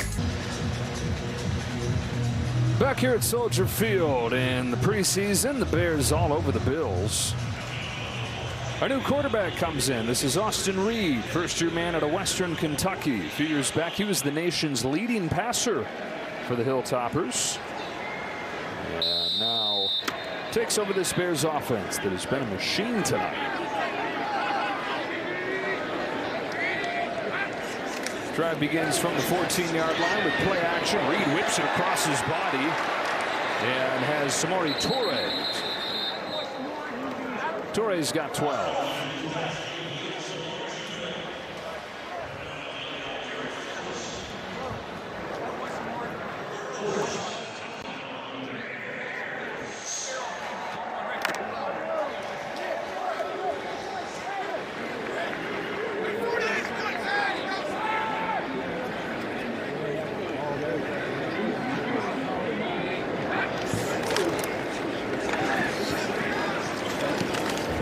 Side.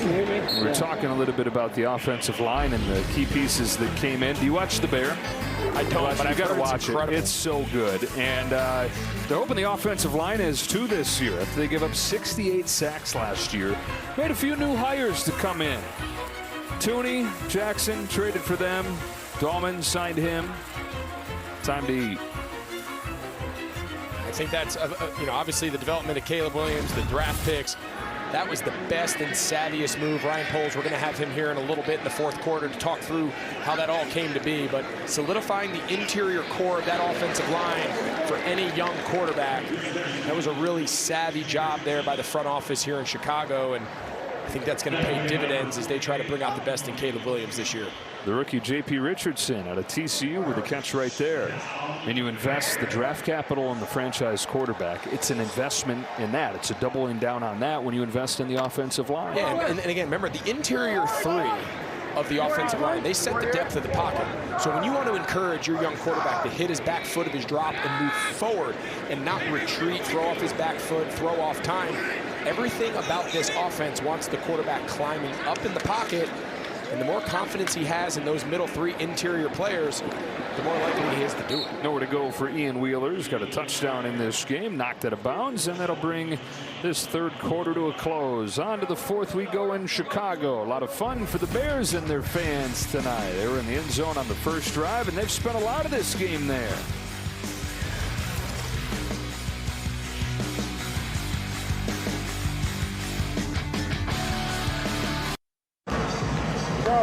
He doesn't need no preseason, midseason form right there. I mean, that is commitment. That is love for your team. Decked out, ready to go. Preseason game number 2. He's ready to play.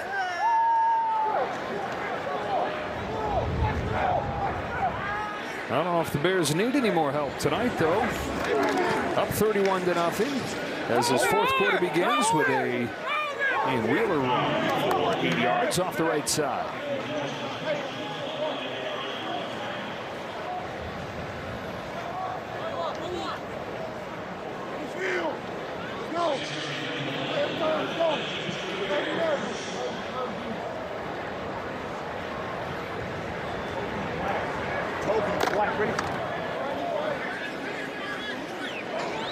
Third and 2.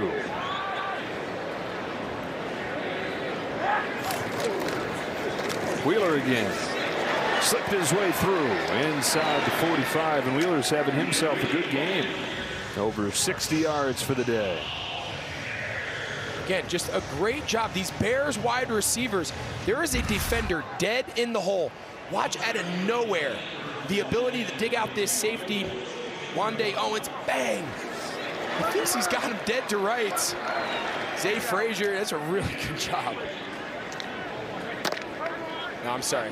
Double numbers. Double numbers. I gotta get used to that. Welcome to college football. Walker. Apologies to the Walker family. You got it right. On 1st and 10, he lets it fly. It is incomplete. He was looking for Joel Wilson, who's already got a few catches in this game. Edefuan Ulofosio with the coverage. I just wanted to say it. It's a great name. It's another example, though. Young tight end Wilson, he looks back. Anytime you're longer than 15 yards down the field, you will not see the ball if you look at the quarterback. You have to look up into the air. That's where you'll locate the ball, and every time they do it, we've seen now 2 or 3 young guys tonight do it. They look back into the pocket to find the quarterback. They don't see the ball, and they slow down. Shouldn't that be something that's already figured out at this level? It's an adjustment, right? You're worried about what route am I running? What's the defensive coverage? There he's running a little, what they call a little middle bender. But if it's 2 high safeties, you keep it vertical. If there's 1 high safety, you adjust. There's so many things going on, and it's all part of just learning to play at this level. The Bears quarterbacks have combined to throw for over, we got 300 yards. 3rd and 7 coming up here from the Bills' 39-yard line. Third of those quarterbacks, Austin Reed. Zips it underneath. Jide Walker, first down. Quite the journey for Austin Reed. Started out at Southern Illinois, then went to West Florida, won the national title. Division II national title. Then COVID happened and all things went, and then as you said, leading passer, Western Kentucky, started 51 career college games. There's some crazy numbers for the young guys in the NFL right now that were COVID college kids. Playing forever. And for everybody. But it's great experience, right? I mean, look what Brock Purdy, I'm not saying he's Brock Purdy, but that was the Purdy story coming out of Iowa State. Owens the tackle on Brown. We've talked about the offensive line. We've talked about the quarterbacks. Running back room, still a spot where there are some questions for the Bears. You've got DeAndre Swift, who has been a dynamic player before, has played for Ben Johnson before, had a huge season in Philadelphia 2 years. They're hoping year 2 for him in Chicago is a whole lot better than year 1. And Roschon Johnson has been slowed by a foot injury. A few other guys getting looks tonight. Getty finds a soft spot. J.P. Richardson with his second grab and a first down to the 16. Really nice job here by Reed. He starts all the way, watch, his eyes are going to start out here to the left, and he's going to work all the way back through. 1, 2, 3. That's just a real-time great example of getting back to your third read, being quick, resetting his feet, finding that open zone. I think we got a Bears player now down. Yeah, it's Richardson, and he was doing everything he could to say, no, no, don't take me out. This is a rookie getting his chance, and his teammates said, no, go down. We'll come take a look at you.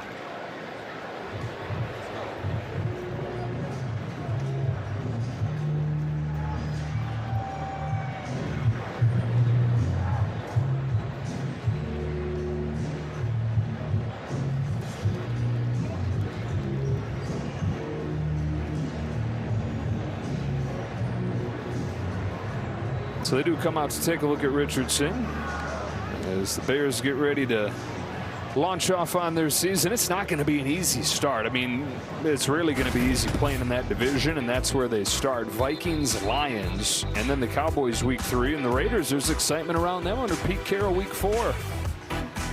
And obviously, everything in the NFL starts with what is the status of your division. So often, there's a little luck involved with these teams that are just perennially hosting playoff games. It's because they beat up everybody in their division. And we talked about it a little bit to start the second half.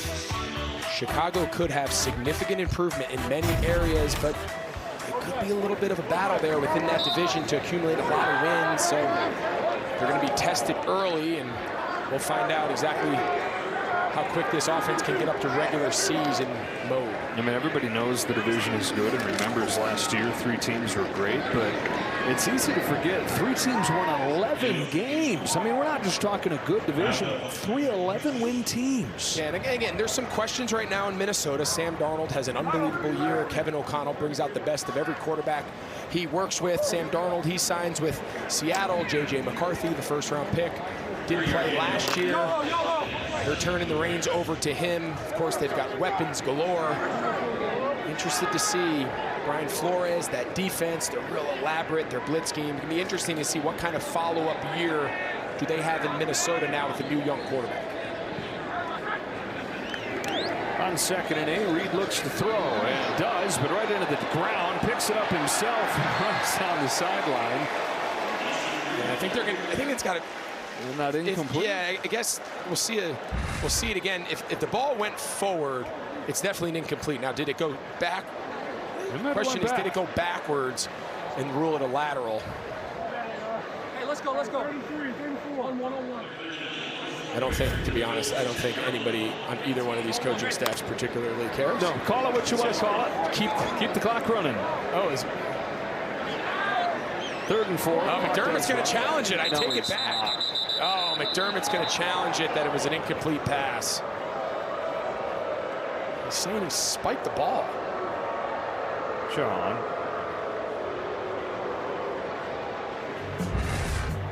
A challenge. And we'll take a break.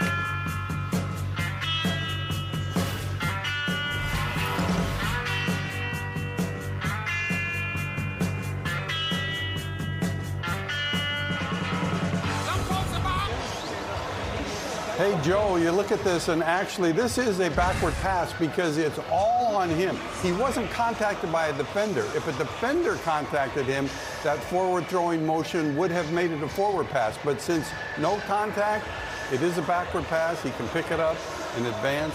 It's actually a good call on the field. Mike, thanks for hanging with us. I won't be around for long, Joe, but that's all. Come on, Mike, don't give up on us, man. We're all in this thing together. Hey, yell it. That's good. Hey, here we go. McDermott still cannot believe that was not a forward pass. He's been arguing the entire time. Now he knows how we feel about him throwing the challenge flag. Come on, McD. So 3rd and 4. Wheeler has his 2nd touchdown of the game.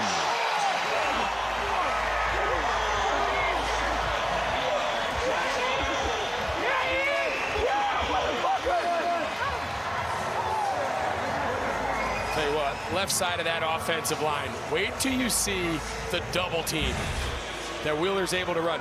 Keep your eyes right here on this double team. Watch what they do. You do not see this very often in the NFL, to take a guy 4 yards back and put him on his back. I tell you, this offensive line, we've spent a lot of time talking about receivers and Caleb and Ben Johnson. This offensive line, now even the backups, they've been physical. Extra point is there, 38-0, and down to Pam. All right, here with James Cook. And James, just tell me about getting it done, finally getting that contract resolved and being able to take care of your family for a very long time. I did not hear you. Okay, I was just talking about getting it done, getting that contract worked out, what that means to you and how you'll be able to take care of your family. It means a lot just to be here in Buffalo and stay another 4 years and hopefully bring a Super Bowl back to Buffalo. And just by the contract extension, it's always feel good and a blessing. Was it a lot of pressure? How did you keep your emotions in check? How did you keep yourself positive? Just knowing that it's going to get done, and being a good teammate, being there for my teammates still while getting the deal done and just not letting there be no distraction. What does being a Buffalo Bill mean to you? It's great. This is a team that drafted me, and just spending another 4 years here is blessing. I appreciate your time. Thank you so much, and congrats. Appreciate it. All right, Pam. Bills go back on offense with a return to the 34. We come back up to the booth. Ryan Poles, the general manager of the Bears, now joins us, and we visited with Brandon Beane a little earlier. He had to kind of grit his teeth and fight through this. You're not going to have to do that. It's been a pretty perfect night for you guys. Yeah, great night. Guys came out and played well, clean football. That's something that we've been looking for. So it's good for especially those first teamers that come out and get started and get hot. I thought Caleb looked good, with decisive, getting the ball out of his hand. There's the old saying, we've said it a few times tonight, right? The games don't count, but they matter. How important to us, you took a very different approach, playing a lot of your starters than Buffalo did. How important was it for you guys tonight, for Caleb to execute this offense, be in a system, communicate with Ben throughout the early part of that first quarter as you guys build and try to peak in week 1? Yeah, it's absolutely critical. By the time we get to week 1, we need this thing to be smooth. There's been ups and downs in training camp, and we've owned that, and Ben's been really hard on the crew because of those things. So to see a good operation, we can build off of that. That's the foundation that we're looking for. What have you learned so far in training camp? I'm sure that you could go on and on about that, but your main takeaways so far about your team? Yeah, love the O-line. I think I would start there. Those guys are playing really well, especially the interior guys. With that experience of Joe and Drew and Jonah, that's coming together. We all know the depth of the pocket's really important for the quarterbacks, so they can get comfortable. I think the receivers have been really fun to watch, too. And then my biggest takeaway on defense is I think the effect that Dennis Allen has had on this team. That group is playing extremely hard. They're a violent group, and they have fun doing it. Yeah, we're going to talk about Dennis in a minute, but take us behind the scenes of acquiring the 3 offensive linemen, right? Tooney and Jackson via trade, and then, of course, signing Dahlman in free agency from Atlanta. Take us a little back. I think it's your savviest move. I told you that when we talked last night. So much we had to talk about receivers and quarterback, but getting that group solidified, I think, is going to be a big reason for the improvement. Take us behind the scenes of how that all came together. Yeah, I think one of the biggest things that I've learned through this time is you got to anticipate. So just looking at free agency, we felt like some of the big names weren't going to make it there. So with 2 guys that we knew that could come in and help us, I had experience with Tooney, and Ben had experience with Jonah. That was a no-brainer to us, so we were able to execute that well. And then Drew was kind of the top center in free agency. We knew that was really important for a young quarterback. Jim Bouchel taking a shot here, incomplete. Then when you look at the tackle spots, right, of course, the left tackle spot, I know you guys are still sorting out. You feel good. How do you view the offensive line as a whole? How big of an improvement should Bears fans expect from a team last year that, fair or unfair, came under some fire for the amount of sacks Caleb took? Yeah, you should see an uptick in production there, and I think you're going to see it in the run game early and often. and that's going to allow us to do a lot of really cool things in the air as well. So I think establishing that run game, that's where we'll see the value of those new adds on our offensive line. Well, you touched on it. You talked a little bit about Dennis Allen. It's not just a new head coach you brought in, but he brings in a whole new staff, and it seems like that would be a great guy to have as a first-time head coach to know you can rely on. Yeah, and that's a great thing about Ben. He's extremely thoughtful. When he was building his staff, that was important to him. So having a guy that he can lean on, because he doesn't have all the answers, he owns that. But he can lean on a guy that's been there and that he can cover his blind spots and things that he hasn't experienced yet. There's so much expectation. There's so much, hope in the new regime and everything you guys have built. There's a lot of excitement around the city. How would you view, we know everybody wants to win the Super Bowl, but how would you view, especially early on in the season, what would be a successful start of the 25 season for this new look Bears organization? Yeah, I think a fast start would be important for us to gain the confidence and really to believe. And I talked about this before. When you have a team that's walking into a stadium and they expect to win rather than hoping to win and hoping things go well for them, I think that's the different mentality. So to start fast and seeing the aggressive mindset going into these early games, and if we can start off, I mean, 2 divisional opponents, what a great opportunity to get started. How about the division? We're just talking about that. It's not just good. You got 3 11-win teams from last year. Yeah, it's a great challenge, and when we were doing our interviews, that's a big part of Ben. Ben wanted to be here, and he wanted to compete in this division because he knows how tough it is, and that stood out to me, and he carries that out in his actions and the things that he says and does around the facility, and the guys feel that. We've talked a lot about Caleb Williams, but how about Tyson Bagent? He was really impressive tonight. Yeah, Tyson's a stud.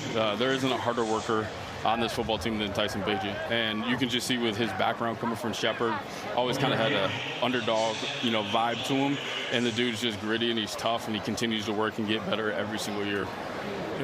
A guy that we've talked a lot about, we're going to talk about your draft here in a second, but Luther Burden, the young wide receiver. I don't know if you've caught some of the clips. The 2 goal line touchdowns you scored, if you haven't seen it yet, wait till you see the 2, crack replace type blocks he had on the edge. We showed it 2 or 3 times. His physicality in the run game, is that something you guys knew? Because obviously physically as a receiver, running, the catch radius, obviously that jumps off the tape. Yeah, I think Luther is a tough dude. Run after the catch, I knew that was a special part of his game. What I think you can take away from that is our coaches, and that there's a standard of how you're going to play. That was not how it looked early in training camp, trust me.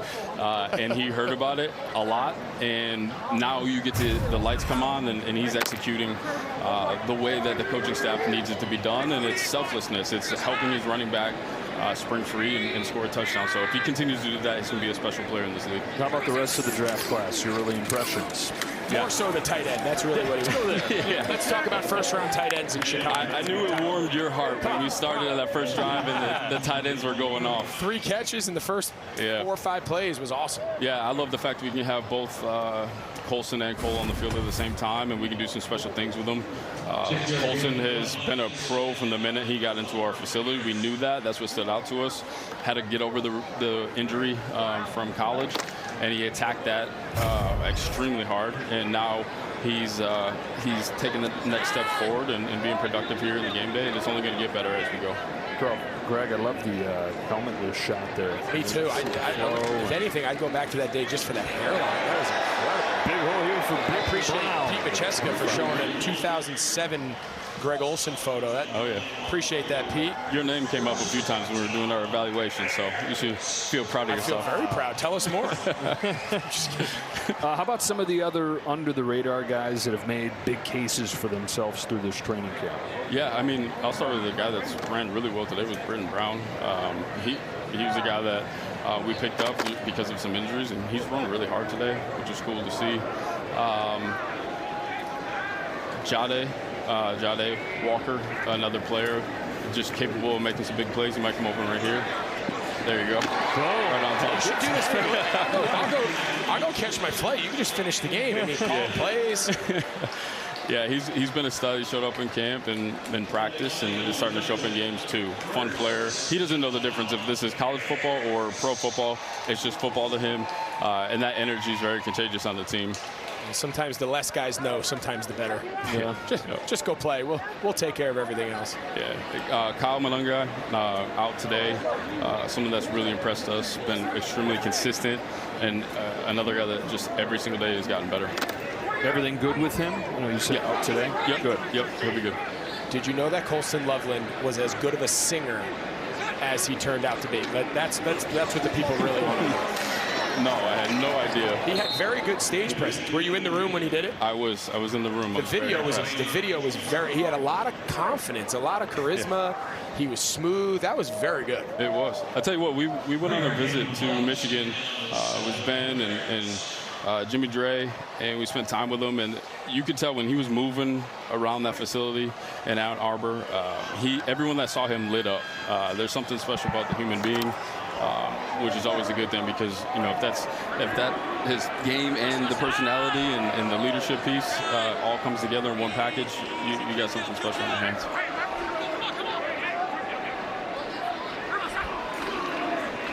From the 11, it is Wheeler. He's already got 2 touchdowns. Say we loaded up those blocks from Luther Burden. I'm sure you saw him, but we got some pretty good angles of him right here. And this is going to warm an old lineman's heart right here. Oh, yeah. That's physical now in that crack. Wait till you see this one. He takes this guy 3 yards back in the end zone. Yep. I mean, and we talked about it before. If you're going to play in Ben Johnson's offense, if you're an unwilling perimeter blocker as a wide receiver, I don't care how fast you are, you're not going to play. No block, no rock. There you go. Write that down, kids.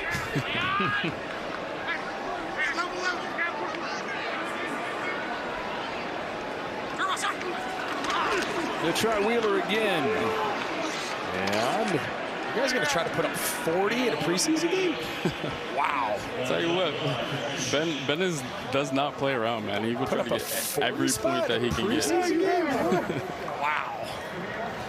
What a night. I mean, I know it's a preseason game, but what a perfect preseason game it seems like this has been. Ryan, we appreciate you spending some of it with us. I'm sure we'll see you as the year gets going. Best of luck out of the gate. Thank you. Appreciate it. Thanks so much. Good to see you. Thank you. Good to see you, too. 2-minute warning. Back to finish it up. We're actually going to stay here. NFL celebrates youth and high school football year-round through Play Football, an initiative aimed at creating positive experiences for players, coaches, and parents with the goal of preserving and promoting the values of the game. To learn more and to find a league near you, go to playfootball.com. Previewing our season on Fox, we've got a great slate. Starts off, how about week 2? Eagles at Chiefs. Cowboys are traveling right here to Chicago week 3. Take on the Bears. And on it goes. Can't wait, man. Can't wait for the games to be real. You and me both. Yeah. No, it's going to be a blast, man. This schedule we have on Fox is unbelievable. Our window, doubleheader window, it's going to be a great year, man. Look forward to working with you, buddy. You too. Do it. If we ever get you back from baseball. Hey, you were watching that Dodgers-Padres game. Had it going. Were you a little jealous you didn't call the ending there? When Mookie Betts hit a go-ahead home run in the bottom of the 8th. Yeah, that's not something you're interested in, is it? I mean, I dig preseason football. They're not going to put up 40. Ben Johnson does care, apparently. Takes a knee. The classy move. Hey, we have time to show them the whole week 1 slate. Here it is. We are headed to Seattle. While I was watching the finish of the Dodger game, I was working on our dinner reservation for Seattle week 1. And? Got a few. We're going to have to eat a few dinners is what I'm saying. Great, we'll eat 3. Come on, that's the highlight of the week. My suit's always a little tight early in the year. Yeah, that's it. That's okay. Stretch it out. It's going to be a great matchup, though. I'm anxious to see San Francisco bounce back. I think a healthy McCaffrey goes a long way. Nobody's talking about it. No, I think they're kind of flying under the radar for the first time in a long time, and I think that's a spot that Kyle Shanahan is going to remind that locker room very often that nobody has any expectations for you guys and for the first time in a long time, and I think they're going to come out with something to prove. Every fan of every team gets excited for week 1. Hope springs eternal, but especially how about what these two teams are going to have for their week 1 matchups. Caleb Williams and Ben Johnson together for the first time, taking on Minnesota on a Monday night under the lights right here, while Buffalo takes on Baltimore, a rematch of that postseason thriller from last year. NFL schedule makers, they know how to get the NFL off to a good start, don't they? Yeah, they're right there with Hollywood writers. All Bears in this game, and the Bills will head back to Buffalo. Games don't count, but they matter, so plenty for them to clean up, and you know the Bears will find plenty that they can focus on as well, but a lot of things to be happy about if you're a Bears fan. Taking this one 38-0 over the Bills.